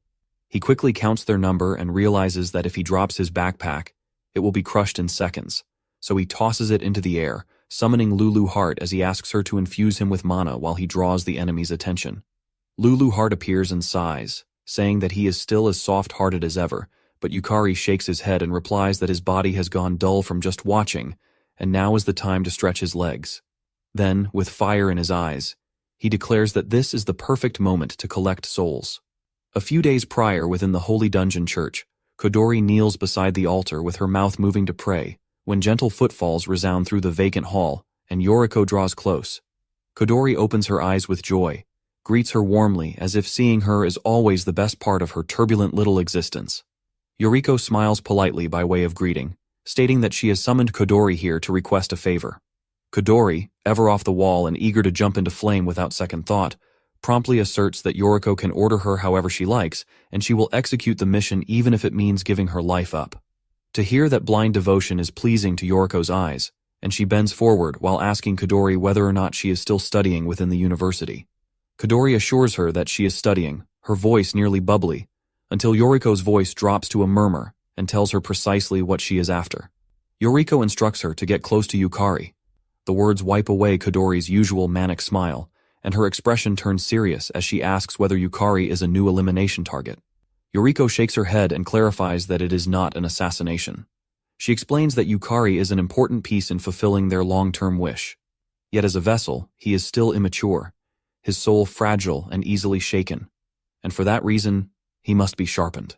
Her eyes glint as she tells Kodori to push Yukari to his very limit, to strip away every unnecessary part of him, and to shape him into something closer to perfection.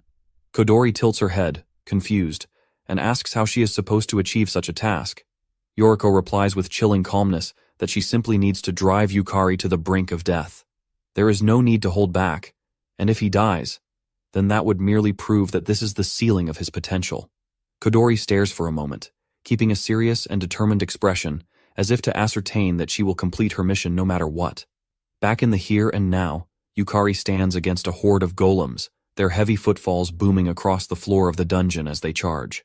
One of them throws itself headlong at him with its rocky fists raised, but Yukari dodges to the side just in time and answers with a single wrecking blow that breaks its head to pieces. Relief darts across his mind to see that he took it down with a single blow, but he cannot afford to gloat as another two golems charge him the moment he stands.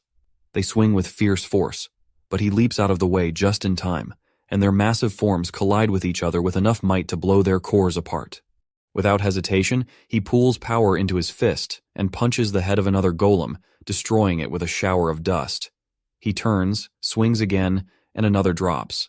His movements blur as he leaps through the next one, stomping down with his heel and grinding its head into rubble. One by one, Yukari plows through the dungeon, literally punching down each and every golem that gets between him and his progress. Lulu Hart watches him, a distant observer with a face of awe. She registers that even for a C-ranked dungeon, a golem's defense is very daunting, not to mention many times higher than the endurance of some B-ranked creatures. But Yukari is taking apart golems with his bare fists. She questions whether this speedy advancement is being driven by the regret that he bore with him into this alternate timeline. That regret that gnaws with such fury that it drives him to crave power by any means necessary. To watch him move through this battlefield, she thinks that his advancement is actually very impressive, and maybe soon enough, he might even be able to graduate to learning tier magic in the next dungeon. The fight finally concludes with Yukari landing his final crushing blow, and then his legs buckle and he falls to the ground, his chest heaving with heavy breaths. Sweat runs down his face as fatigue takes hold. Lulu Hart walks up to him with careful steps and compliments him, remarking that defeating a combined 32 golems is not an easy accomplishment. Yukari struggles to laugh, agreeing that while things were fine initially, his stamina plummeted during the second part, and he required several hits to eliminate the remaining few. Lulu Hart nods and mentions that his magic faltered halfway through, and the toll on his body was altogether too indiscriminate. Yukari listens attentively and agrees that she is correct. He clarifies that ever since he acquired that specific object within the vault, his physical capacity through and through has increased exponentially, and that he has not adapted to that part of himself yet, thus making him unbalanced with his movements. He holds out his hand and recalls the treasure.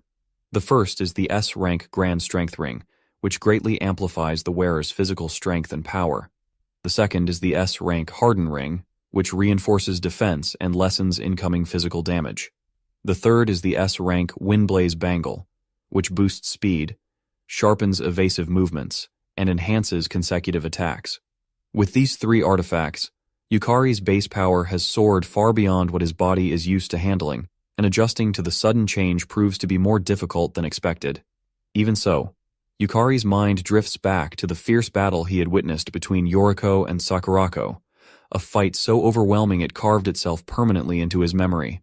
Compared to the level of strength they displayed, he painfully realizes how far below them he still stands. His fists tighten as he swallows the bitter truth, yet determination burns in his chest. He tells himself that he cannot remain in this gap forever, and he must catch up no matter how much effort it takes. Yukari, however, does not seem to care about fragility, as his gaze sharpens on the path ahead, filled with the unshakable resolve of someone who has decided that failure is no longer an option. He moves forward worried about his seniors with reasoning that they should be safe if they have not encountered the boss. Meanwhile, with the three, Naruse apologizes, saying that he is going back to save Yukari, but Yuto tells him that doing that will not clear the fact that he had left him.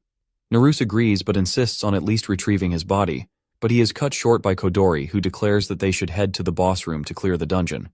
This leaves Naruse and Yuto confused, but she further explains that if they defeat the boss, the monsters in the dungeon will disappear, and if Yukari luckily manage to escape, they can save him. But if they go back, they will face plenty of golems, and they could not handle that amount. She adds that they are better off fighting one powerful boss, which will show their true potential. She says this remembering the order from Yoriko. Yuto agrees, and so does Naruse, reluctantly, although he hates that fear made him a coward leaving his junior, but then Yukari catches up with them, leaving them astonished. Naruse exclaims out of shock that Yukari is still alive, admitting that he was convinced he had already died, but Yukari waves him off and tells him he's just good at running and made it through by pure chance, keeping hidden the reality that he had taken down each and every golem himself. He does not wish to be conspicuous, nor does he wish to have one of his seniors turn out to be the turncoat that initiated the dungeon break, but Prudence whispers to him not to let down his guard. Naruse bows his head low to apologize for having left him, and admits with emotion that he panicked. Yukari waves it off with a tranquil smile, saying that it is all right because he came up with the idea to begin with. Yuto then steps forward, snorting as he tells Yukari not to turn into one of those robbers that run through dungeons hoarding experience points and faking being powerful, and calls him a lucky brat. Yukari retorts that if all he wanted to achieve were experience points, then he would not have bothered to fight to begin with. His voice relaxed, but caustic enough to silence Yuto for the moment. Meanwhile, Kodori pays close attention to Yukari, quietly speculating whether or not he really dodged the golem herd, or whether or not he hit a stealth class, but soon eliminates this possibility because no robber or assassin should possess that amount of raw power. And while she thinks about her options, she reminds herself of Yoriko's instruction. She realizes that she will have to keep Yukari isolated within the boss room and push him to his limit, though she fears to involve Naruse or Yuto in the plan, and thus decides that keeping Yuto outside will keep things simpler. The argument between the pair is interrupted by Kodori, asking how much longer they would argue and then announcing that to win, they should each scope out the boss room first. Kodori then tells Yuto to remain behind, stating that he is altogether too tense to be of any help. Yuto bursts into indignation, arguing that he can nevertheless speed up the cast of his spells, but Kodori's words deflate him as she points out that his spells are already stretched to their limit. His argument left flat by her logic, Kodori tells him that with Yukari nevertheless having stamina and equipment remaining, he cannot both defend and effectively engage with an enemy. She tells Yuto to take a rest and cool his head, and while irritation smolders on his face, he eventually sits down mutely while the others move on. An hour elapses with wandering through twisting paths, until Naruse finally breaks the silence by asking where the boss room is, his voice betokening both irritation and anxiety. Kumori points out that not a single monster is around anywhere, and this causes Yukari to look over at Luluheart to confirm. Luluheart responds that she can sense a massive monster close by, but the thick fog either eclipses its presence or breaks it down into pieces, though she assures him that it is close. Yukari tenses up with her words and thinks of the peculiar antics of the golem that he earlier fought, a being that had manifestly obvious intelligence indicators, and as pieces begin to fit into place within his head, horror creeps over him. Meanwhile, Yuto sits quietly until his eyes settle on a wandering golem limping in the distance, its body injured and its core weakly flickering, and he wonders if Yukari had been the one to hurt it, but then rejects the notion nearly instantly. There is no way a first year like Yukari could have been able to pull that off, so Yuto convinces himself that destiny has dropped a chance into his lap. He holds onto his key tag closely, his mind flashing to that moment a few days before at the hospital when he had stared in fury at his sister's medical bills. The doctor's voice lingers in his head, telling him that without surgery, Kinnaid only has 3 years to live. Panic had taken hold of him as he pulled out his bank passbook and found that the money he had set aside had already been taken out. He had run home, anger seething in his blood, and found his father lying lazily about. When Yuto challenged him, his father nonchalantly confessed to having taken the money. Yuto yelled that it was to go to surgery and asked him where it had ended up, only to have his father chuckle and reply that he had spent that money on liquor and having a good time.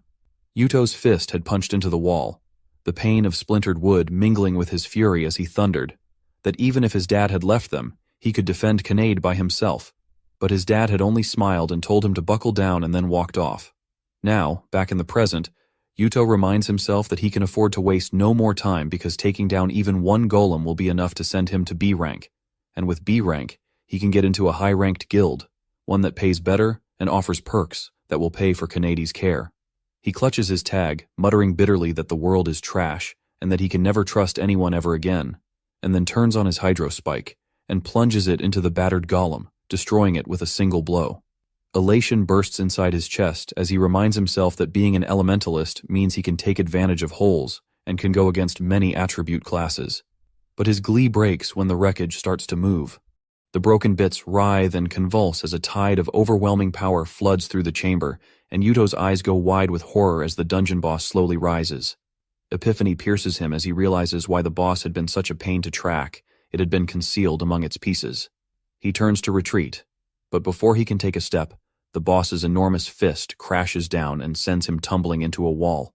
Agony bursts out in his leg, leaving it twisted and broken, and terror floods his chest as he looks up to see the monster coming.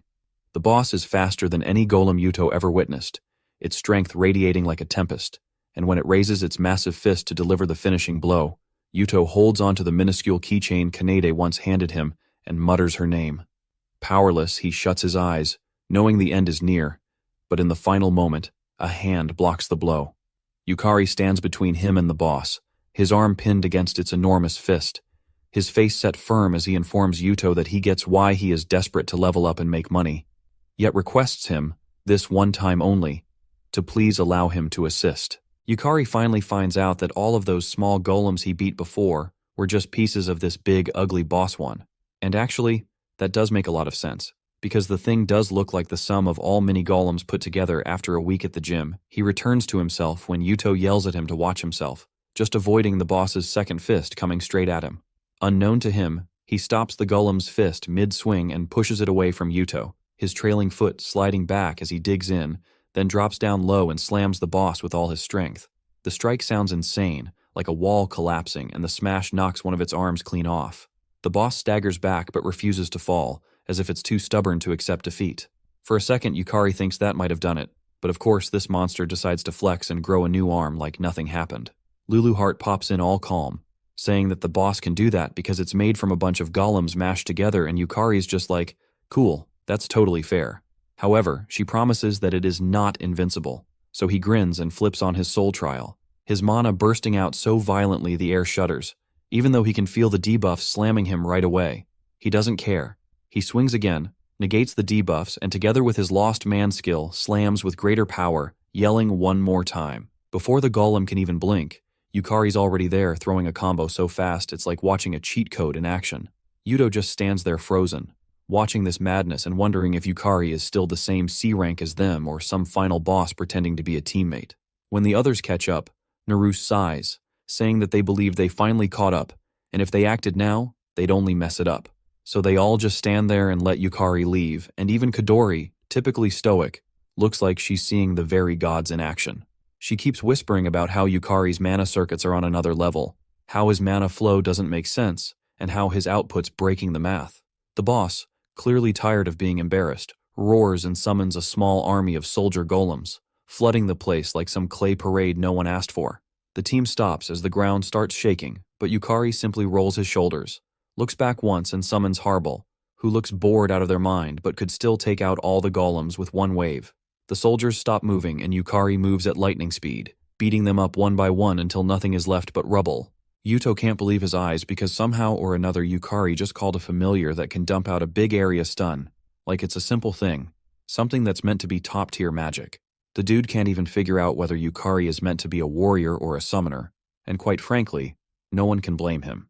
Before anyone's even recovered from that, Yukari calls forth two more familiars like, it's nothing, an S-rank Skull Lich Lord who seems desperate to ruin someone's day, and a water element spirit who embodies deadly calm. He orders them to guard his elders and they form up at once. Kodori's eyes widen again because she's realizing that not only can Yukari summon multiple spirits at once, but each of them is stronger than their entire squad combined. While fighting, Yukari thinks about the mana he got from Serendiana and realizes that's what's letting him pull this off.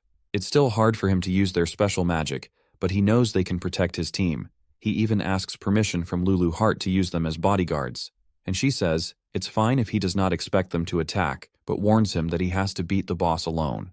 He nods with a slight smile and charges the boss again, punching him right in the belly. The golem growls as cracks erupt all over its body, and for the first time, Yukari really gets to witness it suffer damage that looks real. He's about to gloat when it heals itself in an instant, as if mocking him. His smile hesitates as he starts to question whether this monster even has a breaking point. He just keeps on assaulting, kicking its legs, slamming its head, punching its chest. But for each solid hit he lands, it just regenerates again. He glances over at Lulu Heart sitting quietly and observing without aiding, and remembers what she said about how he has to figure things out on his own and keep going. He takes a breath, stops freaking out, and decides to mix things up. Instead of trying to outpunch the regeneration, he looks for the gimmick. His mind clears and his movements slow, as if he's analyzing each motion the golem makes. It registers then. He orders Water Element to use her water prison, and she starts to form the aqua globe at once. Her hands blue with power as the air fills with mist. As she's accessing it, Yukari crashes back in, seizes the boss's arm, and with a roar of fury, rips it straight off its socket. The boss roars with a deafening low rumble that shakes the whole building, but Yukari does not stop. He knows even if he shatters it, the pieces will just go and do some sort of magic and glue it back together again, so instead he tosses the whole limb at Water Element. She does not hesitate to trap it inside her water globe, and seals it like some cursed treasure chest. The water whirls about, holding the shards inside as Yukari screams for her to hold it in no matter what. She winks in understanding, the globe restricting its light, and Yukari turns back to the now one-armed boss with an icy grin. He informs the golem that this time it won't be regenerating and turns on his soul trial again, his mana erupting like a tempest. Yukari punches one that chops off the boss's left arm, and he pulls the severed limb up and throws it into the blue prison, and the shard goes into the whirling blue like a bad memory being shut away. He does not pause to gloat. He simply continues on, feet thudding as he strikes and breaks the golem's body into bits, and flings each piece casually at the aquasphere, as if someone was conducting a storm cleanup crew. Lulu Heart stands to the side, and the shocked expression in her eyes is better than any words could have been. Because this is a long way from being the usual mindless brawl. Yukari isn't simply thinking, he's adapting in the middle of the fight, and that shift from instinct to strategy changes the feel of the scene.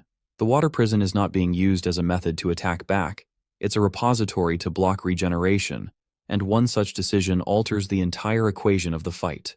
Mana flows through him cleaner than ever, his circuits respond with an ease that feels choreographed, and his soul power merges itself into the beat, like a forgotten note finally found. Lulu Heart feels a strange pride for a moment, because the boy who would swing and pray is now pruning away at the problem like a gardener, and she starts to think that the Lulu Heart dungeon will need him back sooner rather than later. The golem keeps shrinking as the water prison consumes its pieces, and Yukari's smile grows tiny and pointed because the edge the boss had is gone. Regeneration is no longer saving the monster, and that lets Yukari wrap things up with some dignity. He lets out a sigh that settles things, the turmoil in his chest folding into a tranquility that is in harmony with his steps, and he decides to cap his soul usage at 20%, so the move connects heavy but has room to heal. His fist gets faintly radiant as he charges up Soul Burst, no longer blazing or wild like the first time, but instead temperate and measured so that the impact is like a fine demolition. The hit sends the boss flying. Yukari stands upright, Soul Burst aftershocks buzzing inside him, and he watches as the golem turns into rubble and thinks about the difference between this conclusion and the past conclusion, where he used up everything and had nothing to keep. A small object clinks against his feet, a golem pendulum that bursts as the boss is down, and Yukari does not crash for glory. He just senses the small satisfaction of winning something won. Soul Burst devours some of the user every time. It uses the energy of the soul to inflate the world in every direction, and the penalty slows down mana recovery for a while. But the fact that he can now manage the cost means that advancement is greater than fall. He remembers Serendiana, where putting the whole soul on fire made him useless on the ground, and remembering fall is painful. But now the stumble is a lesson, and not a ruin. Naruse approaches whistling and greets him with a different name, using the kind of words that give a name wings in a place, but Yukari simply asks to be quiet because being in the spotlight is a load he'd rather not bear. Naruse smiles and informs him it is too bad to hide, that presents like these draw guilds like the ocean draws the tide, and Yukari shrugs, letting the praise slide off his armor. Yuto comes in with a gentler than usual voice, and he admits he made a mistake reading Yukari. That preoccupation with his own business made him deaf to the load placed on his junior, and the subsequent apology is heavy with regret. Yukari is surprised by the apology, and then Yuto notices the bruised hand, flesh torn and battered, and he pales because the pain is late. Yukari acknowledges that he hasn't felt anything because Lost Man eliminated the pain, and seeing the devastation at last makes him knit his brow slightly.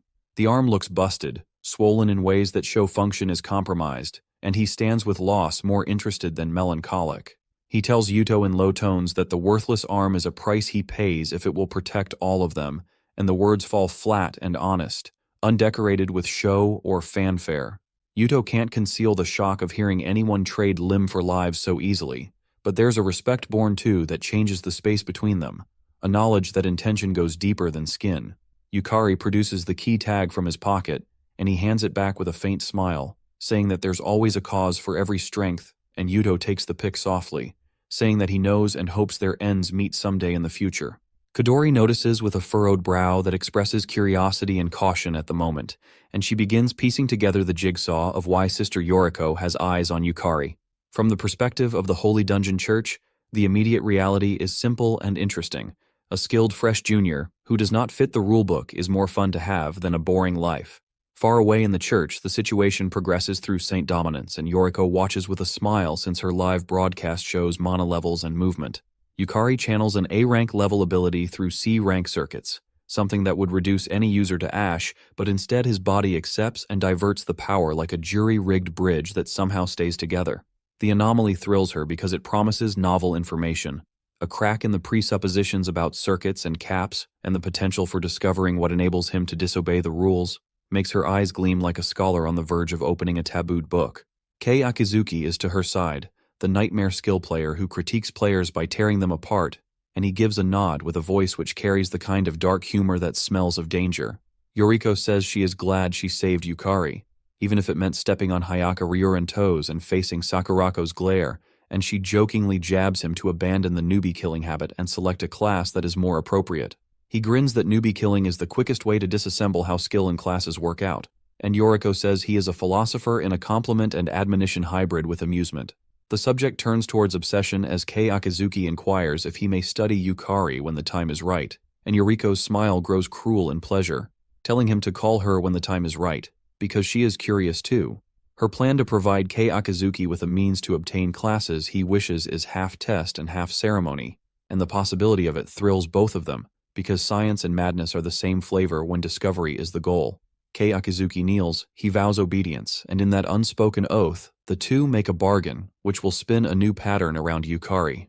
The man remembers the manner in which Yukari seemed the instant they met, serene and assured, not yelling, nor with hate, and that unflinching glance is a glimmer of obsession that burns within his fantasies. The morning sun leaks through the curtains as Cusick Fujimine barges in with a grin so wide it could sell bad news as good fortune. Fujimine, an F-class player with the mana save skill, waves his hands dramatically and says that he has finally ranked up to C-class, sounding like someone announcing world peace. He says that someone like Yukari, a no-skill wonder, rising this high is unreal, and Yukari doesn't react, because that line has been said so many times it might as well be a running joke. Now Fujimine is not just any guy, he is Yukari's best friend, the one person who never chased power, even though he had a skill of his own.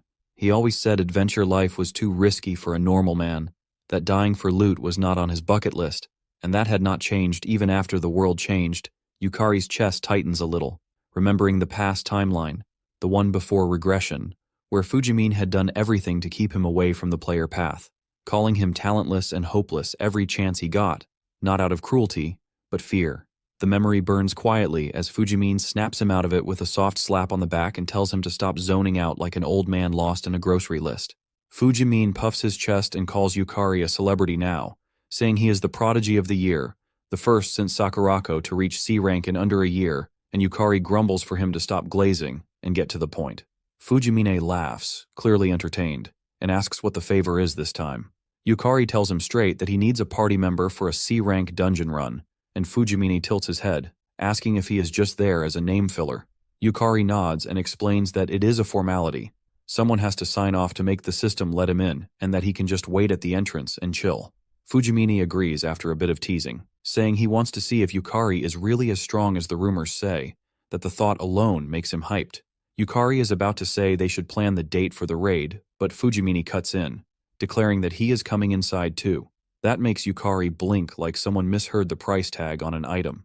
This is the same Fujimine who once refused to touch a blade, now volunteering to walk into danger, and Yukari cannot wrap his head around it.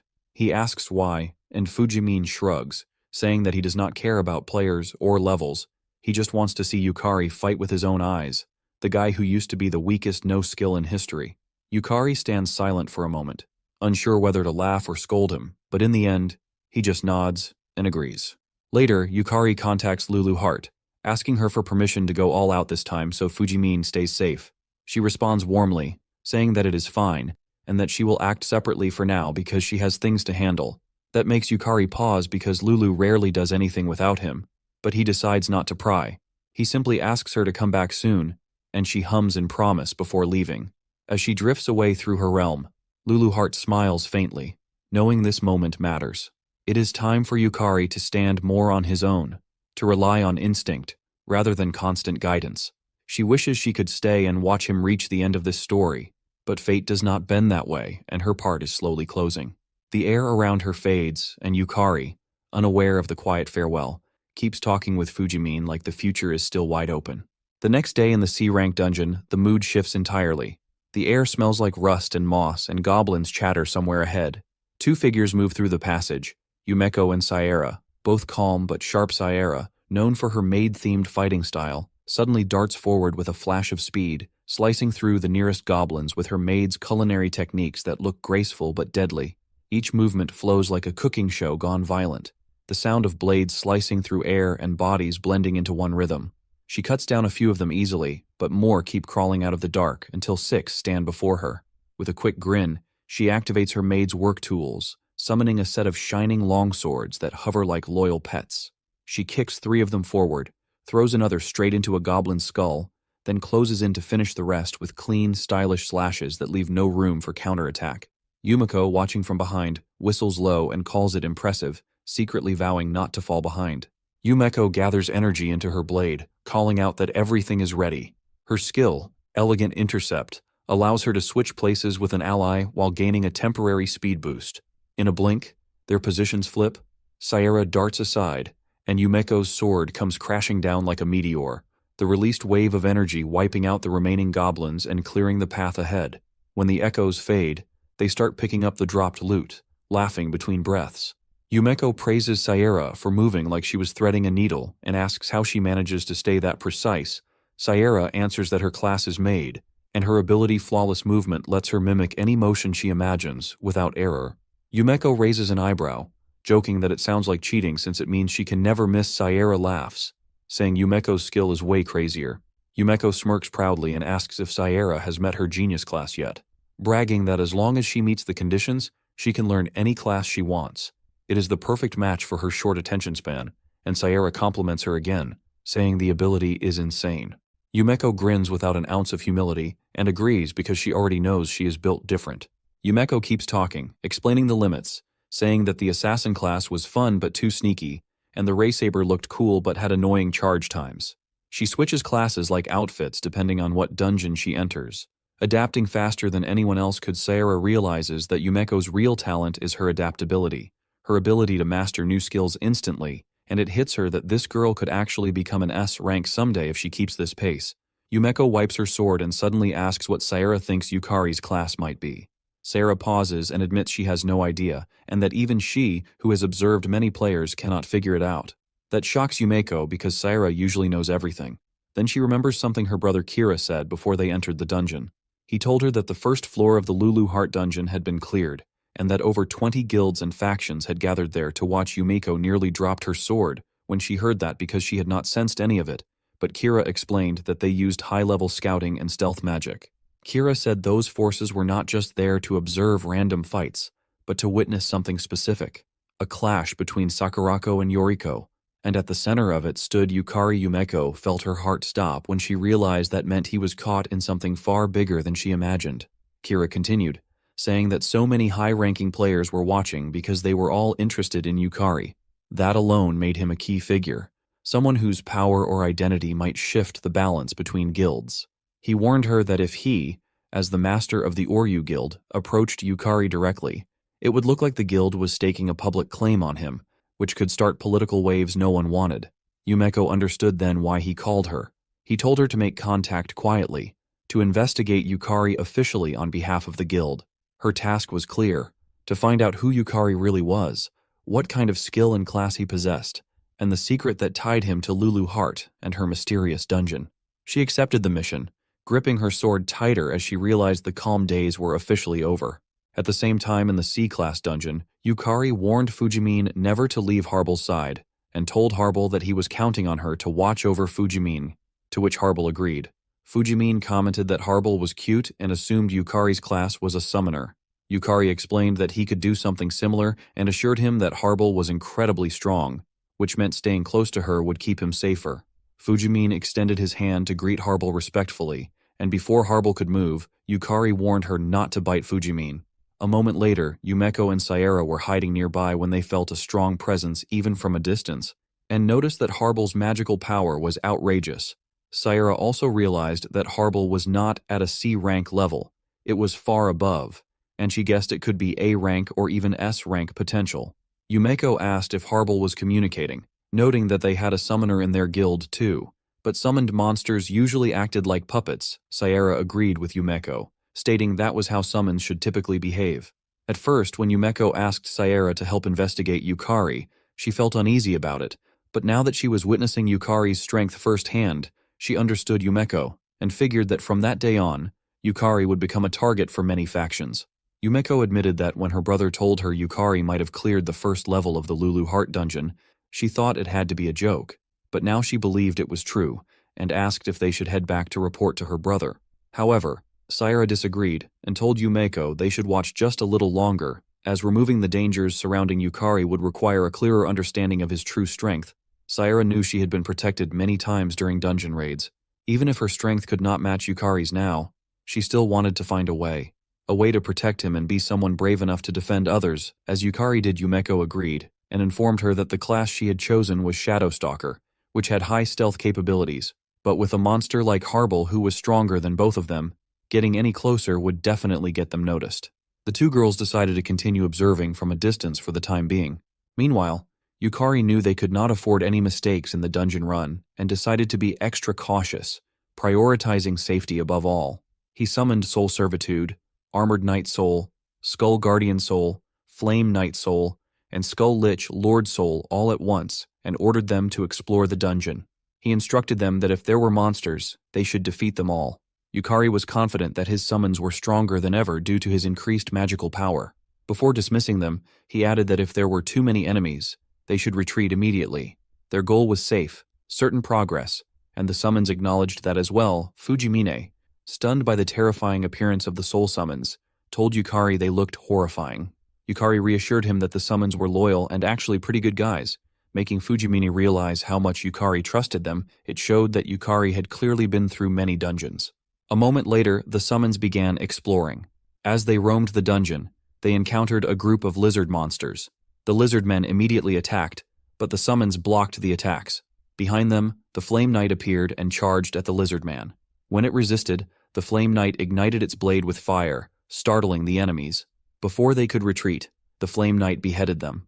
One lizard man tried to escape, but was shocked to find the Skull Lich Lord blocking its path. The Lich Lord raised its axe and sliced the lizard man in half in a single swing, then decapitated the other escaping monsters. Meanwhile, the two girls watched from their hiding spot, noticing that Yukari's summons fought on their own. Yumeko asked Saera to confirm that the Skull Lich Lord had once been a C-rank dungeon boss, which Saera affirmed. However, she also noted that it was now even stronger than before. She wondered if Yukari's class could strengthen monsters, and was surprised to see that the summons appeared to have their own will. Hours later, Yukari informed Fujimine that they had mostly cleared the surrounding area and could now proceed. Fujimine was confused, reminding him that he had just been standing around the whole time Yukari explained that the summons had handled all the fighting. Fujimine was amazed to hear that and asked if Yukari did not even have to fight directly. Yukari simply said that he still needed to confirm the kills and collect materials. As they walked, Fujimine asked how much C-rank monster materials were worth. Yukari replied that it depended on the type of monster and the condition of the materials. For every 10 monsters, the total value could reach several million yen if the materials were of high quality. Fujimine was shocked, frustrated, and said that F-rank materials barely sold for over 10,000 yen. Yukari explained that although F-rank materials had more utility, materials from C-rank and higher dungeons could be used to craft powerful weapons and armor, or even generate rare items. Naturally, the rarer the materials, the more attention they attracted from collectors. He also informed Fujimine that while the current dungeon did not seem to contain any, if they found magic stones, the value would skyrocket.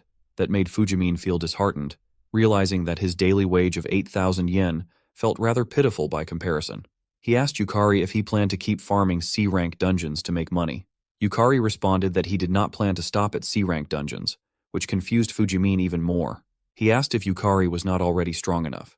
Yukari replied that he was not. He still considered himself weak and needed to become much stronger. Fujimine was surprised but accepted it. Then Yukari was suddenly startled when he felt mana emit from his hand, meaning that one of his summoned monsters was defeated. Fujimine worriedly asked if it was a stronger monster. Yukari immediately ran and guessed it was the dungeon boss's doing. He ordered Harble to retreat. A few minutes later, they reached the dungeon boss room and saw one boss with 10 underlings. Yukari thought he might be overreacting, but he could not afford even the slightest mistake, not with Fujimine at risk. He reminded himself that it was better to be safe than sorry. He activated Soul Servitude again, manifesting Harble, Water Elemental, Thunder Elemental, and Fire Elemental souls. Fujimine could not believe he was summoning even more. The two girls watching from afar realized that these were different summons from before. Both were stunned, understanding now what her brother meant when he spoke of Yukari's power. Meanwhile, Yukari focused entirely on defeating the enemies precisely and safely, giving everything he had as he stared into the eyes of the dungeon boss. Yukari decides to just go for it, ordering his summons to back him up as he makes a beeline for the boss lizard lounging in the center of the chamber, casually telling Harble to keep Fujimine safe in a move that leaves both girls staring with their jaws on the floor, since his plan looks like a certified suicide mission. They do not stop him though, watching as he dashes forward with pure determination to end the fight quickly, where one overconfident lizard man tries to swing its rusty blade at him only for the fire element to intercept and turn the monster into a charred statue before the attack even lands, letting Yukari sprint past the stunned reptiles. He swings his sword in a fluid motion that casually severs the head of 3 other human lizards blocking his path, an act that sends the boss lizard into a furious rage and forces the remaining soldiers to charge him all at once, which proves to be a terrible idea as the water and lightning elements step forward and create a spectacular light show of electrocution and drowning. Within moments, Yukari stands before the boss, leaping at impossible speed to appear behind it while his blade becomes a blur of relentless slashes that conclude before anyone can blink, killing the boss in a flash and leaving Fujimine watching with utter admiration at the display. Fujimine shouts with excitement that the battle is over, absolutely glazing Yukari for his incredible strength as she approaches him with sparkling eyes, asking for confirmation that he really beat the boss and suggesting they should head back now that the main threat is eliminated. He gives a simple nod of agreement, though something feels deeply wrong to him, a nagging suspicion that will not quiet down because he knows a monster of that lizard man's caliber should have been completely destroyed by the Skull Lich Lord from his memories. He clearly recalls the Lich Lord boasting about his enhanced magical power, confirming that he had grown stronger, which makes this ridiculously easy victory feel completely suspicious, like some unseen force is manipulating events behind the scenes. Meanwhile, Saira and Yumeko observe from their concealed position with mounting disbelief as Yukari demolishes the C-class dungeon in record time, with Saira struggling to process what she witnesses, while Yumeko whispers that although Yukari was strong during their previous dungeon run together, he was not this absurdly powerful back then, leading both to speculate he must have gained some incredible power up from the Lulu Heart dungeon monsters that has transformed him into an unstoppable force. After exiting the dungeon and conducting their business by selling the monster parts and loot, Yukari and Fujimine walk peacefully through the streets when Lulu Heart materializes floating before them, prompting him to quietly inquire if her other business has concluded, to which she confirms everything wrapped up faster than anticipated. She then asks with a knowing look if he noticed their persistent observers lurking about, making him shout toward the nearby alley for the girls to reveal themselves immediately, where Sierra and Yumeko emerge, looking thoroughly embarrassed at having been caught. Sierra launches into a frantic explanation about their innocent intentions before he can even accuse them of anything, but he calmly interrupts to say he believes they meant no harm and were probably just concerned about their safety, a generous assumption that makes Lulu Heart roll her eyes dramatically. Yumeko, flushed with guilt, quickly agrees with his assessment while nervously exclaiming that C-class dungeons pose real dangers, attempting to justify their stalking behavior before Yukari drops his bombshell question about whether they sensed anything unusual in the dungeon, a query that makes Lulu Heart jolt in surprise, while both girls claim they detected nothing out of the ordinary. Without any warning, the sky above them rips open to reveal a monstrous demonic eye staring down with malevolent intent as powerful magic circles materialize in the air, causing Yukari to panic at the overwhelming surge of magical energy that signals imminent catastrophe and triggering his protective instincts to flare up immediately. Dark energy begins swarming the group in a defensive formation, but before it can fully manifest, Lulu Heart screams at him to activate his lust-lost ability right now, despite his confused demand for explanations, leaving him no choice but to trust her and unleash the lust-lost technique to erase the building's lost energy.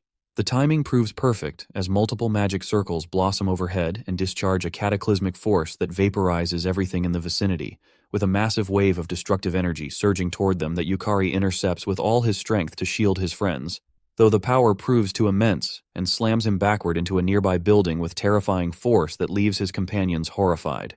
Lulu Heart drifts toward the crater where he landed and tells him with genuine admiration that he maintained remarkable composure during such a sudden crisis, praising the significant growth he has demonstrated since their partnership began as he pulls himself from the rubble while assessing the devastating damage surrounding them. He acknowledges internally that the magical attack possessed enough power to obliterate him completely with a single mistake, making him turn to Lulu Heart with urgent questions about what just happened and demanding to understand the full situation they now face. She reveals the terrifying truth that a demon king has personally come to confront them, sending a chilling wave of dread through his entire body as she elaborates that before his regression, the world descended directly into hell because of this exact entity, explaining that the true mastermind behind all the dungeon breaks rules the S-class dungeon known as Septem Maligni after being completely corrupted by insatiable lust. She concludes with the most alarming revelation that the spreading disease that originates from lust poisoning their world originates from this specific demon king of lust, and she has now arrived specifically for him after detecting his unique presence, setting the stage for a confrontation that could determine the fate of everything. The demon lord of lust introduces herself as Carmarian, the formidable ruler of the Dragonkin, a race born from the fusion of dragon and succubus, and she announces her affiliation with the dreaded Septem Malignus. She offers a chilling greeting to both Lulu Heart and Yukari, who is visibly shocked that Carmarian can perceive Lulu Heart's spectral form. Lulu Heart, however, remains completely unfazed and calmly praises Carmarian's dramatic, flashy entrance before cutting to the chase and asking what she possibly wants from them.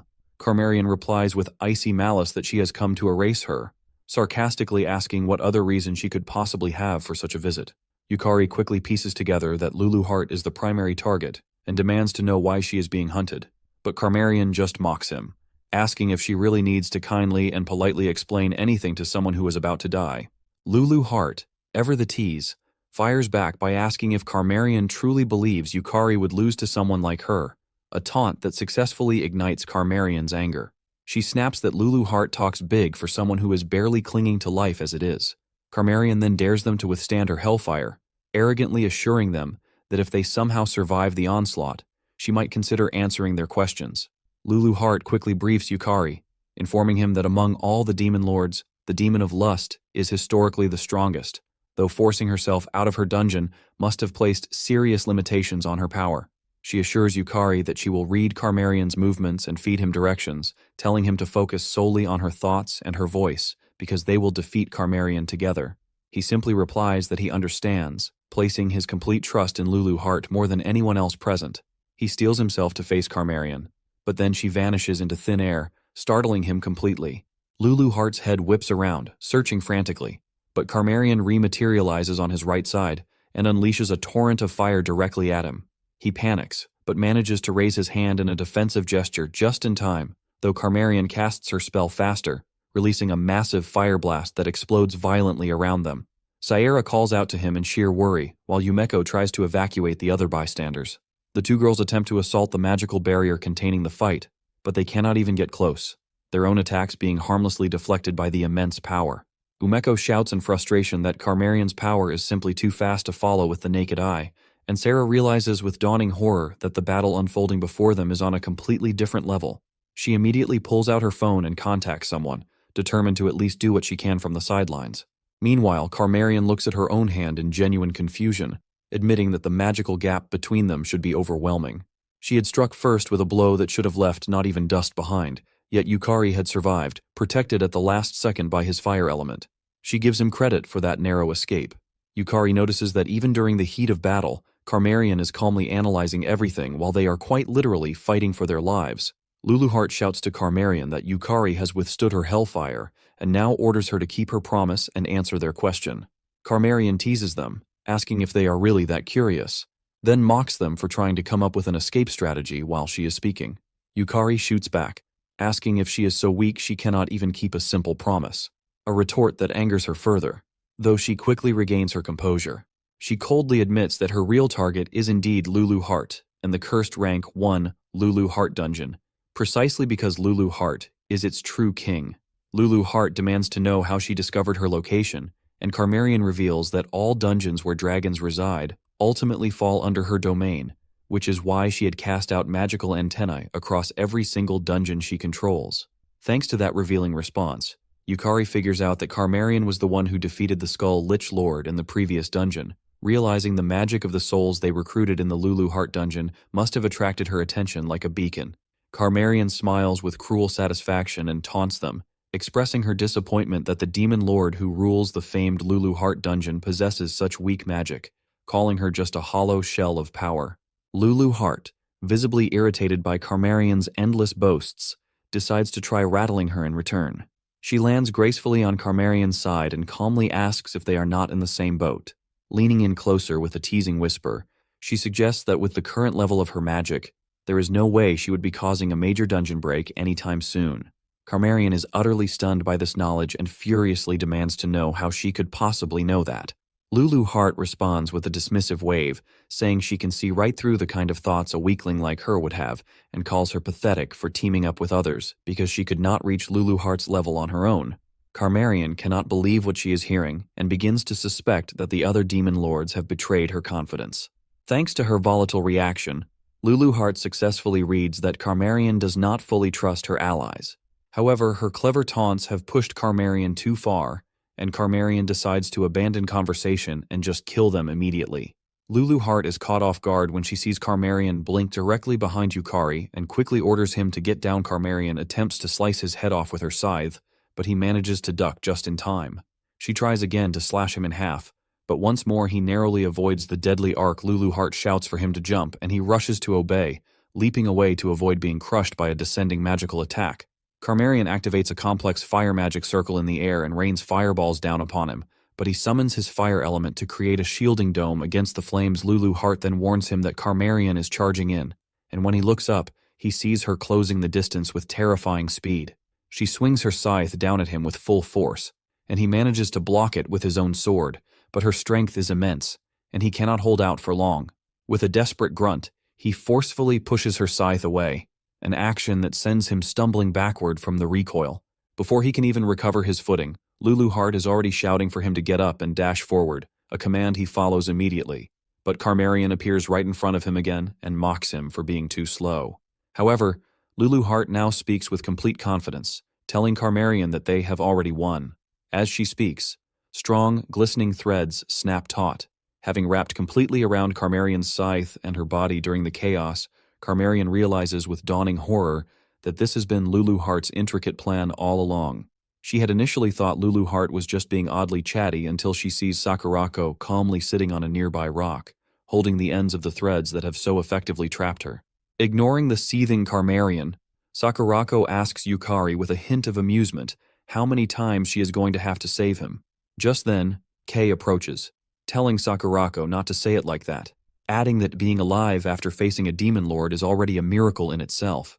Seira Hagurazaka, an S-rank player with an unknown class and skills who also works as a player association receptionist, chimes in from the side.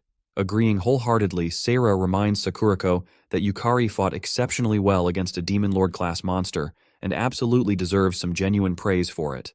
Hirataro Odachi, an S-rank player ranked 18th with the Swordmaster class and Masterful Blades skill, also nods in agreement, stating that while he had heard rumors, Yukari has exceeded all expectations tonight. Huichiro then seems to materialize from the shadows behind them all, adding his own praise for Yukari, noting he moved with the precision of a pro even against a demon lord. Kei walks closer to Yukari and asks him directly if he can still fight. Yukari, standing tall despite his injuries, confidently replies affirmatively. Together they turn their attention to the trapped demon lord, united and prepared to achieve the impossible, to slay a demon lord. Kira stares in amazement at the ruler of the S-rank dungeon, the strongest of the demon lord species, while Seira stands beside him and praises Yukari for being seriously impressive earlier, highlighting how he deflected Carmarian's attacks all on his own, which is something most people could never even dream of doing. She tells him that the professionals will take over now and he should leave it to them. Yet Yukari does not agree, and instead expresses his strong wish to fight alongside them. He explains to Seira that Carmarian uses powerful flame magic and instant teleportation, and that he has a unique way to detect her teleportation locations, which means he can actually be useful in the fight. Seira pauses to consider his argument and then replies that she can hardly believe he was just an F rank not long ago, but fortunately, she agrees to let him join the fight, though she warns him that even a single demon lord is enough to bring the entire world to ruin, while simultaneously assuring him that luckily they have a gathering of S-rank players present to handle the situation. Seira quickly informs everyone of the battle formation, stating that she and Kyoichiro will provide support from the rear, Kira and Kiritaro will hold the front lines, Yumiko and Saera will guide all civilians to safety, and Sakurako will prepare the Grand Barrier for their protection. Yukari forces himself to stay calm and reminds himself that everyone there is a much higher rank than him, then activates his Lost Man skill to suppress the rising feeling of panic, while telling himself that the only reason he is able to fight in that situation is because he has already seen Carmarian attack patterns before. He pushes himself to use his head, predict everyone's movements, and make the best possible move at all times.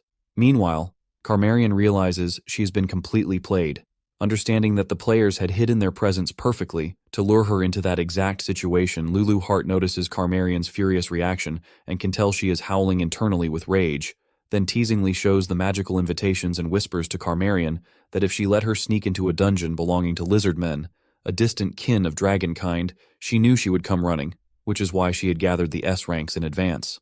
However, instead of being angry, Carmarian just smiles and responds that the world will belong to her eventually. But for now, she will watch what kind of power native humans actually hold. Carmarian dramatically throws her scythe away and taunts them, saying she will not use her weapons or even the power of dragons, and even then she will snuff out every last one of them, adding that she will go easy on them and dares them to come at her with everything they have. Kira dashes forward and attacks Carmarian with his Crimson Lotus War Dance ability, but she easily blocks it with her bare arm. Then Kira shouts to Yukari to sync with him, and Yukari immediately responds by dashing forward and swinging his sword at Carmarian's other exposed side. Kyoichiro observes from a distance and notes that Yukari is even better than the rumors suggested and is somehow keeping up with the movements of S ranks just fine. Seira then releases her Sparkle Starlight to support the front line, but before it can reach Carmarian, she casts a quick spell and bursts the starlight apart, though she overlooks Kiritaro behind her, who slashes her hand. Carmarian is fully confident the attack will not damage her but is utterly shocked when Kiritaro slashes her hand again, and it is completely cut off, amazed that a mere human has severed her arm. Kiritaro explains calmly that her skill blade whisper can cut through anything, and not even a demon lord is an exception. Carmarian releases a surge of magic at her severed stump and calmly states that she has learned something new, her arm regenerating instantly, and within a second, a magic circle appears beneath Kiritaro, while Carmarian taunts that she has come too close. Yukari shouts to Kiritaro to jump, and she immediately acknowledges the warning, leaping into the air just before a powerful flame capable of incinerating someone in seconds erupts from the magic circle. And thanks to Yukari's fire element summon appearing as a shield, Kiritaro takes no damage at all. She praises Yukari for his good battle instincts and swings her sword down to slash Carmarian's head, but Carmarian, now enraged, easily dodges the attack, and when Kira attempts to strike Carmarian's open side, she still manages to block it with her newly regenerated arm. The three of them try to attack her simultaneously, but she disappears from their combined assault, and Lulu Heart urgently warns Yukari that Carmarian is now above them, a message he immediately relays to everyone. Kyoichiro is amazed that Yukari can actually read the Demon Lord's movements and uses his curse technique, Frozen Sky, to block Carm's fire blast from above. Lulu Heart warns him again that Carmarian is now coming after the fuzzy guy, and Yukari immediately shouts a warning to Kira, but he is too late as Carmarian pierces her hand straight into Kira's chest. Yukari shouts Kira's name in deep worry, but Kyoichiro calmly assures him that Kira would not die from something like that. A statement proven right as Kira then activates a powerful ability and manages to grab the Demon Lord in a firm grip. Carmarian realizes with shock that Kira is a regenerating phoenix, and before she can break free from his grip, both Kiritaro and Yukari dash toward her in a pincer movement. As Kiritaro closes in, Carmarian hastily activates a defensive magic circle to protect herself, completely overlooking Yukari in that critical moment. He rushes forward, fully aware that his physical ability is more than 2 levels below the S-rankers, which meant Carmarian would naturally prioritize Kiritaro's more visibly dangerous attack, and in that exact moment, a perfect opening appears for him. He activates his soul resonance ability, which synchronizes with a soul under his control and allows him to wield its power directly, and by syncing with an S-rank monster, his stats skyrocket, enabling him to channel that incredibly powerful magic. Carmarian feels a sudden and strong danger approaching from her other side and turns in a frantic rush, but what she sees completely shocks her, Yukari's magic power surging directly toward her with overwhelming force. Unfortunately for him, Carmarian still manages to block his attack using her scythe, a parry so swift and effortless it startles him even more, sending a jolt of disbelief down his spine. He is absolutely sure he has boosted to a legitimate S-rank status through his soul resonance with Seira, feeling that incredible power flowing through his veins. But even with all that might, and even while weaving the complex elemental magic he memorized from the Serendiana battle, the combined assault still fails to land a single fatal blow, merely scratching her armor. Lulu Heart's voice cuts through his frustration, assuring him that his spell execution is perfectly fine, and explaining that Carmarian is currently using over 90% of her power just to maintain her physical manifestation in their world, which is an immense drain on her mana. She adds that thanks to his relentless defensive spells and counters, they have already managed to severely drain her mana reserves, a small but significant victory nearby. Kira watches with wide eyes, amazed that Yukari can simultaneously wield 2 elemental magics, a feat he thought was impossible for someone his age. But Yukari just feels a crushing frustration that he cannot finish Carmarian off for good, his spirit sinking as he feels the last dregs of his own mana fading, leaving him empty and vulnerable for the final confrontation. Kira, however, steps in to boost his shattered confidence, pointing out with genuine admiration that he managed to release that staggering amount of power, even with only 8 circuits in his C-rank mana flow, a fact that means he has already contributed more than enough to this high-stakes battle. He adds with a grim smile that Carmarian even panicked enough to pull out that terrifying scythe, the very weapon she had previously sworn she would not use against them, a clear sign of their effectiveness. On the other side of the crater, Carmarian realizes with cold clarity that she has been completely and utterly outplayed, her eyes locking onto Yukari with a look of pure contempt, seeing him as utterly unworthy of following in Lulu Heart's legendary footsteps. She trembles with a volatile mix of shame and anger, internally acknowledging that she has disgracefully broken the very rules she set for herself by resorting to drawing her scythe, an admission that stings her pride more than any physical wound. However, this internal fury suddenly bubbles over into uncontrollable manic laughter, a hysterical sound that prompts Kira to nervously ask the others if they have somehow driven the Demon Lord completely mad from the overwhelming pressure.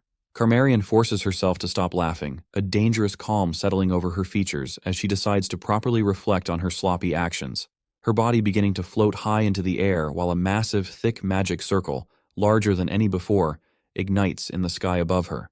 She looks down at them with an unnerving seriousness and calmly warns them that she is now going to get truly serious, a simple statement that sends a wave of pure dread through everyone on the ground. Kira immediately rushes to cover Yukari's body with his own, while the others scramble to gather their wits and form a desperate, last-ditch defensive line. Carmarian then, with a whisper, releases her ultimate technique, Karma Catastrophe, and a tremendous, world-ending force of raw power bursts out from the magic circle, heading straight down in their direction. and outright erasing everything it touches in less than a second, leaving only smoldering ruin in its wake.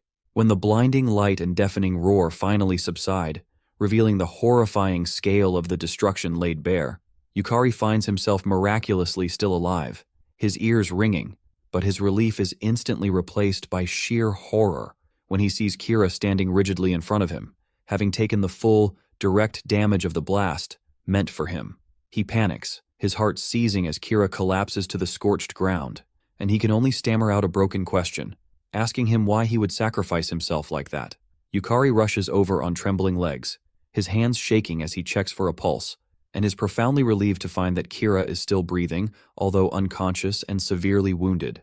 Meanwhile, Carmarian watches from her vantage point in the sky, her frustration mounting that even her strongest humanoid form attack could not kill this persistent boy.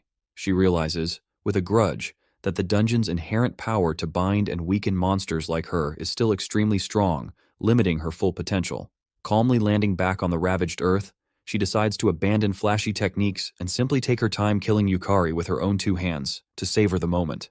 Suddenly, 4 blindingly bright lights appear in the air above her, forming a perfect square. When she looks up, her eyes widen in startled alarm to see 4 colossal foxwhale barriers rushing down toward her position like divine judgment. As they slam into the ground around her, they instantly unleash the full, purifying power of the spirit sky barrier, sealing her within a shimmering prison of immense pressure. Carmarian looks around in genuine panic, her escape routes cut off, but nearby, Sakurako stands calmly, telling Sarah that it is finally her turn to take the stage. Sarah steps forward, her body glowing with a soft internal light as her unique crisis gauge ability finally reaches 100%, which means she can now, at long last, remove her limits and go all out. Yukari feels a wave of relief wash over him to see the 2 girls are safe and seemingly unharmed from the apocalyptic blast. Sarah first offers Kanzaki a sincere apology for putting such a heavy burden on his shoulders, her voice filled with genuine regret for letting the situation reach such a disastrous point in the first place. She then explains that her special class cannot unleash its true, terrifying power unless she is truly cornered and pushed to the absolute brink, and she requests him to keep everything he is about to see completely confidential. Sarah then takes a deep breath and fully activates her hidden class, and he is utterly surprised to see her release such a bright, overwhelming, and pure power that it makes the very air hum.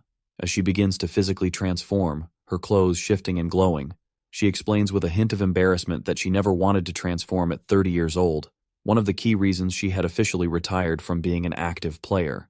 But given the current dire situation, she states she has no other choice but to go all out. Her transformation completes in a flash of brilliant light, leaving her in the form of a shockingly cute, frilly magical girl who immediately points a finger at Carmarian and unleashes a sparkle starlight beam of concentrated energy. Carmarian remains calm at first, arrogantly thinking it is the same basic attack from before, something she can easily block. However, Sarah teasingly asks her whether she really thought she could block this final, no-holds-barred attack so easily, her voice echoing with newfound power.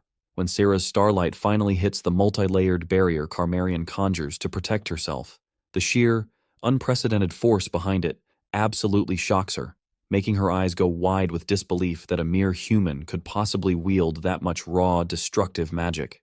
Then, to compound her nightmare, Sakurako chooses that exact moment to activate her own signature move, Foxfire 8/10 Bloom. From each of the 4 spirit barriers surrounding Carmarian, powerful serpentine flames erupt simultaneously and surge toward the trapped demon lord from all directions, leaving no angle of escape. She panics, her mind racing but finding no solution, realizing with terrifying certainty that there is physically no way to block or evade all the incoming attacks at once. The coordinated strikes hit her successfully from every side, the explosive force utterly destroying her remaining magic circle and breaking her concentration completely. Sarah comments to Sakurako that while the grand barriers are incredibly effective, they always pay a heavy price for using them.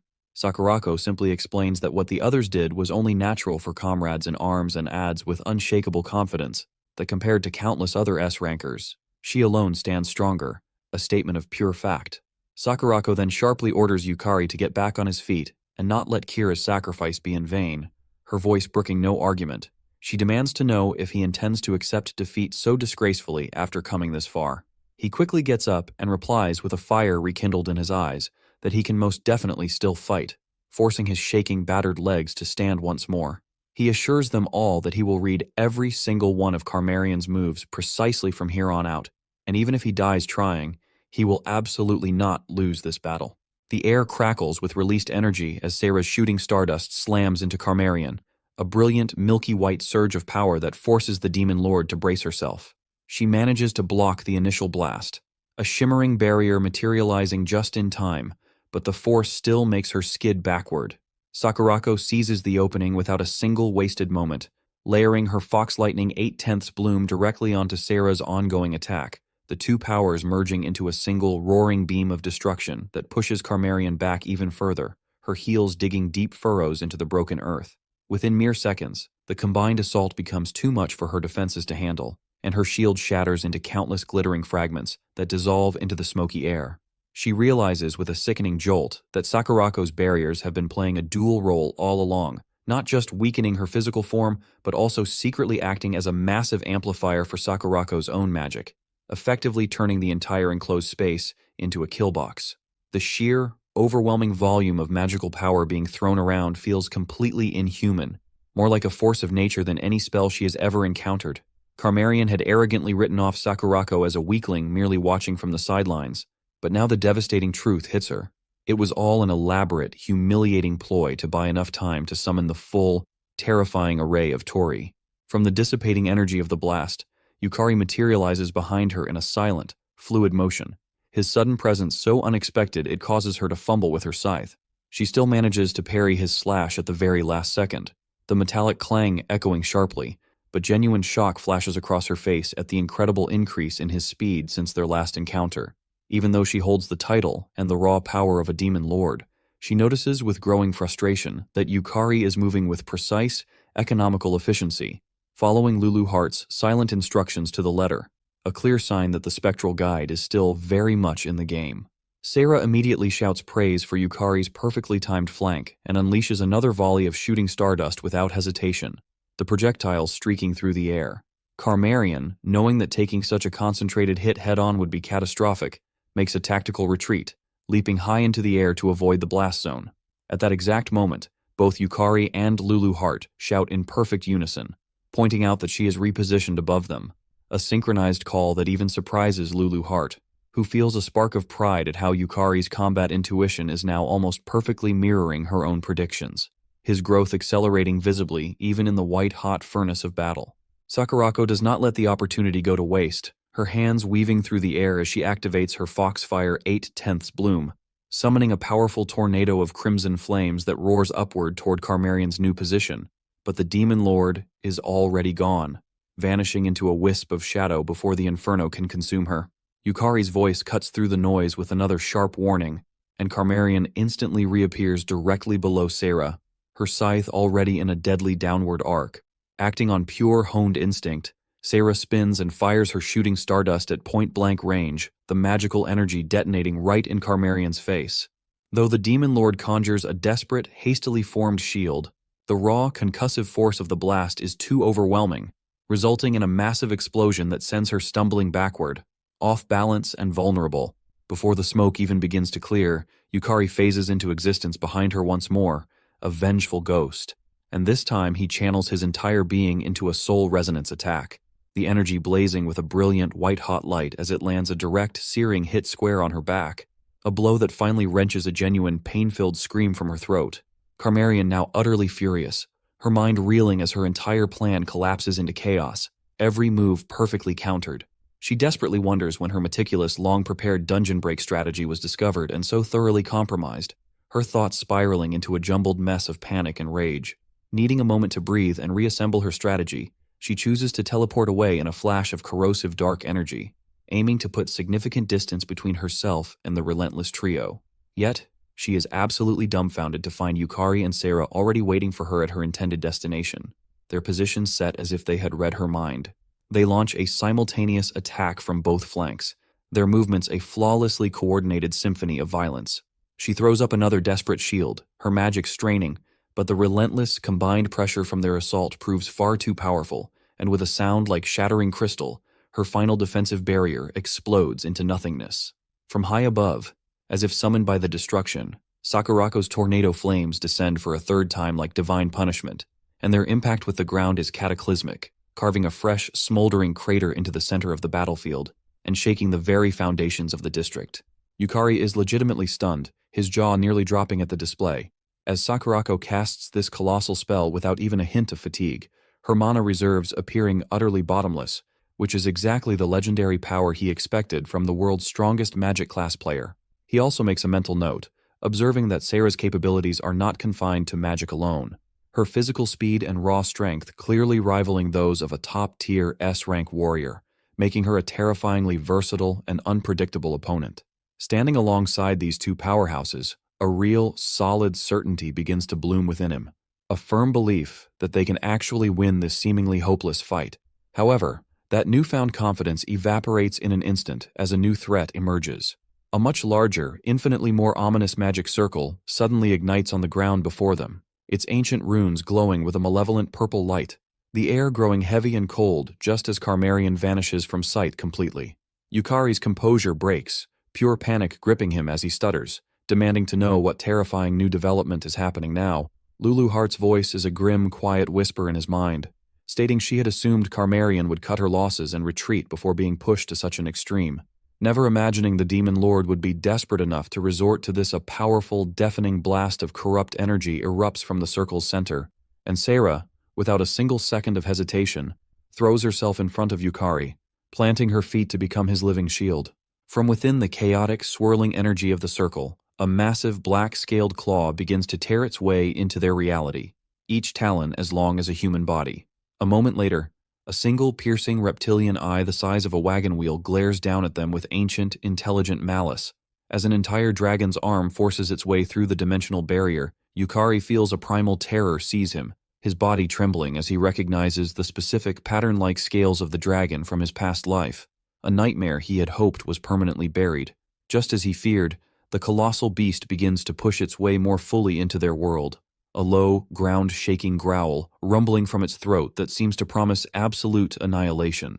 Sakurako stares in utter, horrified disbelief, watching as hairline fractures spiderweb across her supposedly unbreakable Great Barrier. Sarah is equally stunned, her mind struggling to comprehend how Carmarian could possibly have any power left to summon an entity of this world-ending magnitude. Despite the bone-chilling fear that threatens to freeze his limbs, Yukari forces a deep breath, his knuckles turning white as he tightens his grip on his sword and raises it once more, determined to face the impossible. Lulu Hart offers a faint, approving smile, inwardly pleased by his defiant reaction, as she had honestly expected him to succumb to panic. But Yukari knows, with every fiber of his being, that this time is fundamentally different from all his previous failures. In his past life, his only response to such a threat was to run away, but now he has Lulu Hart beside him, a constant guide and an unshakable anchor, and compared to his past, a miserable cycle of dying and returning over and over in futility, he has, without a single doubt, become infinitely stronger, forged in the fires of true companionship and hard-won battles. The dragon's roar shakes the sky, but this time, Yukari stands his ground. Carmarian, now surging with the borrowed power of a dragon, charges at them with earth-shattering force, her rage making the very air tremble. Sarah immediately throws up a milky, translucent shield to protect the group, but the impact is so heavy that her knees buckle under the strain, the barrier flickering precariously. The beast then swings its massive, scaled tail in a devastating arc, aiming to shatter the magical defense completely, a move that would surely crush them all. Sakurako retaliates instantly, launching a furious whirlwind of tornado fires that slam into the dragon's side, but the attack only seems to make it angrier. Triggering it to redirect its fury and rush directly at her, Sakurako erects a quadruple-layered barrier around herself with a swift, practiced motion, and Carmarian begins savagely tearing at the glowing walls with her terrifying claws, each strike sending violent ripples through the magical energy. Lulu Hart floats closely behind Yukari as he dashes to a safer vantage point, her voice a calm whisper in his mind as she mentions that Sakurako is quite capable of handling herself. He understands this logically, knowing that even in her weakened state, sealing a demon lord requires Sakurako to allocate a huge amount of her resources just to maintain the imprisoning barrier, all while simultaneously protecting the humans who were too slow to escape. A draining effort that points toward a slow, inevitable defeat. Sayura tries to reinforce her sister's defense with another milky shield, throwing all her power into it, but she cannot handle the overwhelming force of Carmarian's claw, and her construct is easily destroyed into a shower of fading light. Sakurako thinks with lightning speed, her mind calculating options in the seconds Carmarian spends relentlessly assaulting her barrier before she informs Sira that she is going to release her Ninetails form, a last resort move of immense power.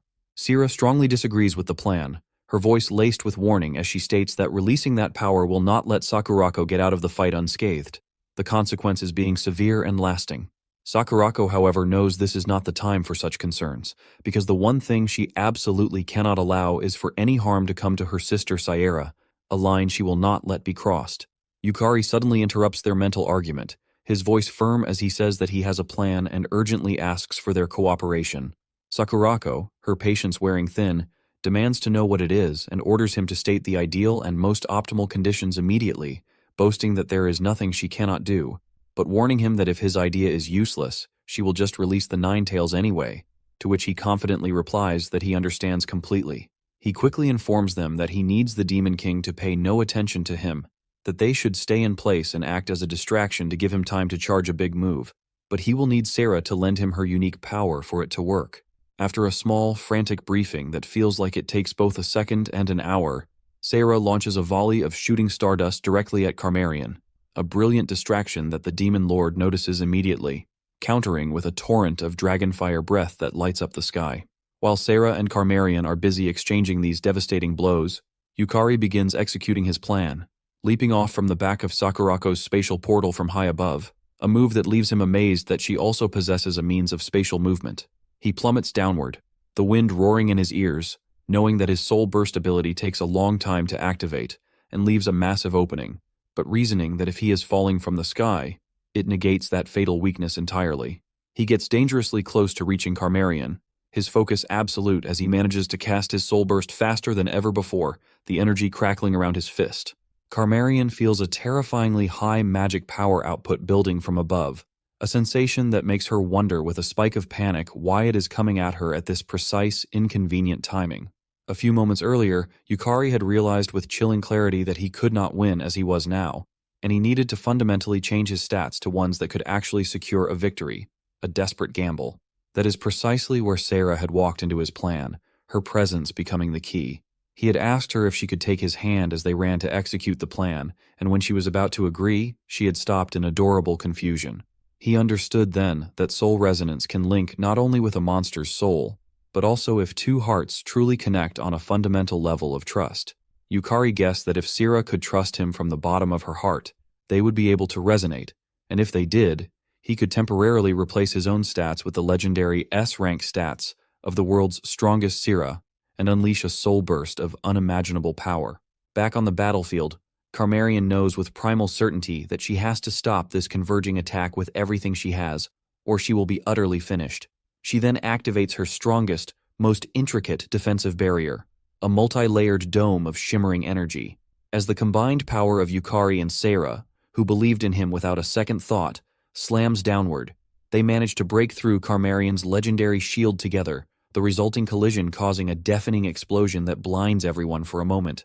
Sira waits anxiously for the smoke to disappear, her hope fading as she sees that they only just shattered Carmarian's shield but did not kill or even significantly damage her, the Demon Lord still standing amidst the ruins. However, Carmarian herself admits that their combined power was truly incredible, and if she had been forced to take it one more time, it would have been dangerously fatal for her. Yet she feels a wave of relief, glad that she can sense Yukari's magic power vanish completely from her senses, assuming the effort consumed him. Fujimini and the others watch on, utterly horrified when they do not see Yukari emerge from the dissipating cloud of dust and debris, their hearts sinking like them. Carmarian thinks that Yukari is finally dead, and all she has to do now is mop up the remaining exhausted humans. A satisfying end to the nuisance, Sakurako is deeply frustrated that their monumental effort did not work, gritting her teeth as she prepares to release her nine-tailed fox and accept the terrible cost. But Sarah tells her with sudden, bright certainty that it will not be necessary, her eyes looking up to see Yukari, who is already gathering a second, even more massive magic attack from above, diving toward Carmarian with the force of a meteor. Carmarian cannot believe her eyes. screaming out in frustration as she asks why the magic power that should have been completely gone has now fully recovered. A paradox that defies all logic. The reason for this miracle is the last priceless elixir he had gotten from the Lululart dungeon, an item that fully restores health and mana points in an instant, which he had saved for this exact moment of desperation. Sarah excitedly reaches for him as he falls past her, her hand tightly gripping his, their fingers interlacing in a perfect, unbreakable hold. Their souls once more synchronize with each other, the connection even stronger and more brilliant than before, a sight that pisses Carmarian off to an even greater degree. But they do not care about her rage. Their focus merged into a single, unstoppable purpose as they launch his ultimate soul burst directly at her, a spear of pure, collaborative light aimed at her heart. The dust from the colossal attack on Carmarian settles into a choking, thick cloud that blankets the entire battlefield, leaving behind a stunned silence so profound that the only sound is the frantic beating of everyone's hearts. Everyone stands there, completely frozen, their minds struggling to process the unbelievable scene unfolding before their very eyes. A moment of pure, unadulterated shock that feels like it stretches on for an eternity. The clash of immense powers creates a devastating shockwave that rips through the area, its invisible force throwing people back like rag dolls and carving a massive scar of destruction across the landscape, leaving ruined buildings and shattered ground in its wake. Yukari collapses to his knees, his body feeling utterly hollowed out and weightless, as he has expended every last drop of his mana, and even portions of his very soul, leaving him with a profound emptiness that aches down to his bones. He looks up with a face etched in deep worry, his vision swimming from the sheer exhaustion. But Lulu Hart is suddenly there, her presence a steady anchor as she places a firm, reassuring hand on his shoulder and tells him with absolute certainty that the subjugation is a complete and total success. Nearby, Carmarian stumbles, her magnificent demonic form dissolving back into a fragile human shape. Her own seemingly bottomless mana reserves now completely and utterly empty, which makes her intensely curious about how this boy, Yukari, possibly possessed that much raw, untamed power to begin with. She immediately decides to make a run for it, her survival instincts screaming at her that she needs to get back to the safety of her dungeon for a serious and immediate power-up. But Sakurako is having none of it, and moves to block her escape with a furious, roaring whirlwind of brilliant, scorching flames. Carmarian panics for a single, heart-stopping second before a sly, knowing smile spreads across her face, a clear sign of a hidden trump card as she calls out for the witch she keeps in her back pocket. Irugami materializes behind her in an instant, not even walking into the scene but simply appearing from the shadows, causing a powerful wave of pure shock to ripple through the gathered crowd, whose hopes were just starting to lift. Yukari's mind races, finally connecting all the disparate dots and realizing with chilling clarity that Irugami is the one who has been pulling the strings with the dungeon monsters all along, the true mastermind behind the chaos. Sakurako is absolutely furious, her face full of pure rage at the sight of her greatest nemesis showing up at the worst possible moment, completely ruining their hard-won victory, while Carmarian just frowns, complaining under her breath that this tactical retreat is a major and utterly disgraceful embarrassment. Irugami just calmly, almost boredly, reminds her that she'd called this exact trap from the very beginning, her tone dripping with an "I told you so" energy.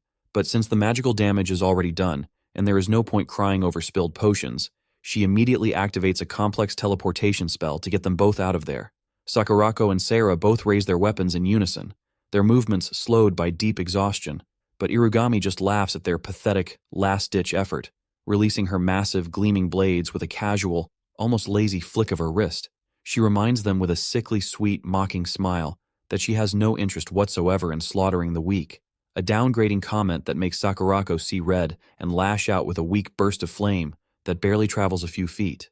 Irugami effortlessly deflects the pathetic attack without even looking, teasingly asking where her usual legendary firepower has vanished to, then pointing out with clinical precision that between maintaining the Great Barrier and constantly defending the nearby civilians, she's finally, completely run out of gas. This verbal jab sends Sakurako into pure rage, and she swears that she will personally kill her, a violent promise that Sayura immediately shouts at her to stop because of the innocent people still scattered all around them. Sakurako forces herself to take a deep breath, visibly calming her trembling hands, but Irugami, ever observant, notices her fleeting, worried glance toward Sarah, and immediately confirms her weak spot, ordering Carmarian with a simple nod to target the little sister. A sinister purple magic circle blooms menacingly in front of Sarah, and for a long, terrifying second, nothing seems to happen, which only makes Sakurako demand in a frantic, cracking voice to know what they've just done to her. Irigami lets out another light, mocking laugh, informing her in a sing-song voice that nothing bad will happen as long as she behaves herself and plays nice. But if she tries anything even remotely funny or suspicious, something truly dangerous and permanent might instantly befall her dear, precious little sister.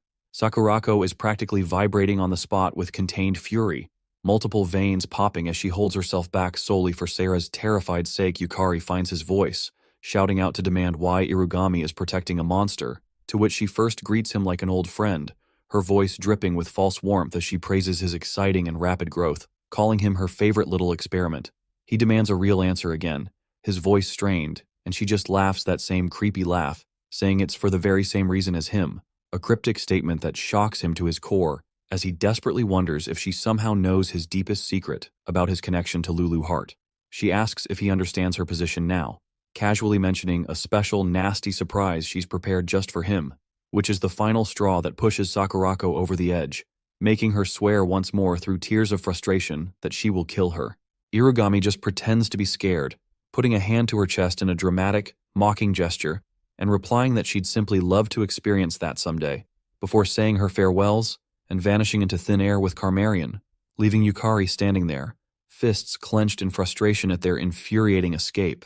Lulu Hart floats closer, her beautiful form glowing softly as she tells him not to be so pessimistic, explaining patiently that Carmarian's power is now greatly weakened and, more importantly, that she had deliberately leaked false information to cause discord among their enemies, which is a major strategic step toward completely stopping the dreaded dungeon break.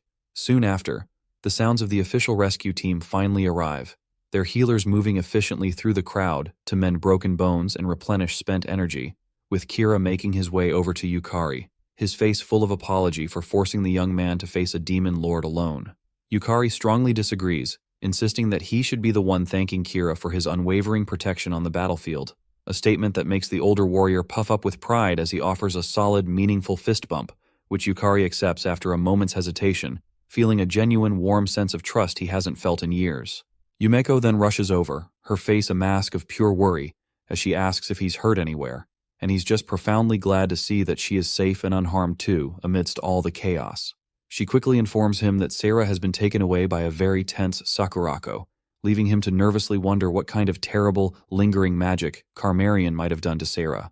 Then Fujimini comes stumbling out of the crowd, his glasses cracked and tears streaming down his face as he tells Yukari, between sobs, that the battle was so unbelievably fierce, he truly thought his best friend might have died out there. He then shakily shows him his phone, its screen bright, and Yukari's own face stares back at him from a viral video on the internet, already gathering a swarm of comments from people all around the world who are absolutely glazing his incredible, unbelievable strength. Fujimini proudly announces, his voice thick with emotional tears, that he single-handedly broadcast Yukari's heroic achievements to the whole world, a revelation that completely and utterly shocks Yukari, a guy who never wanted to be noticed by anyone and now just wants to find a very deep hole to hide in forever.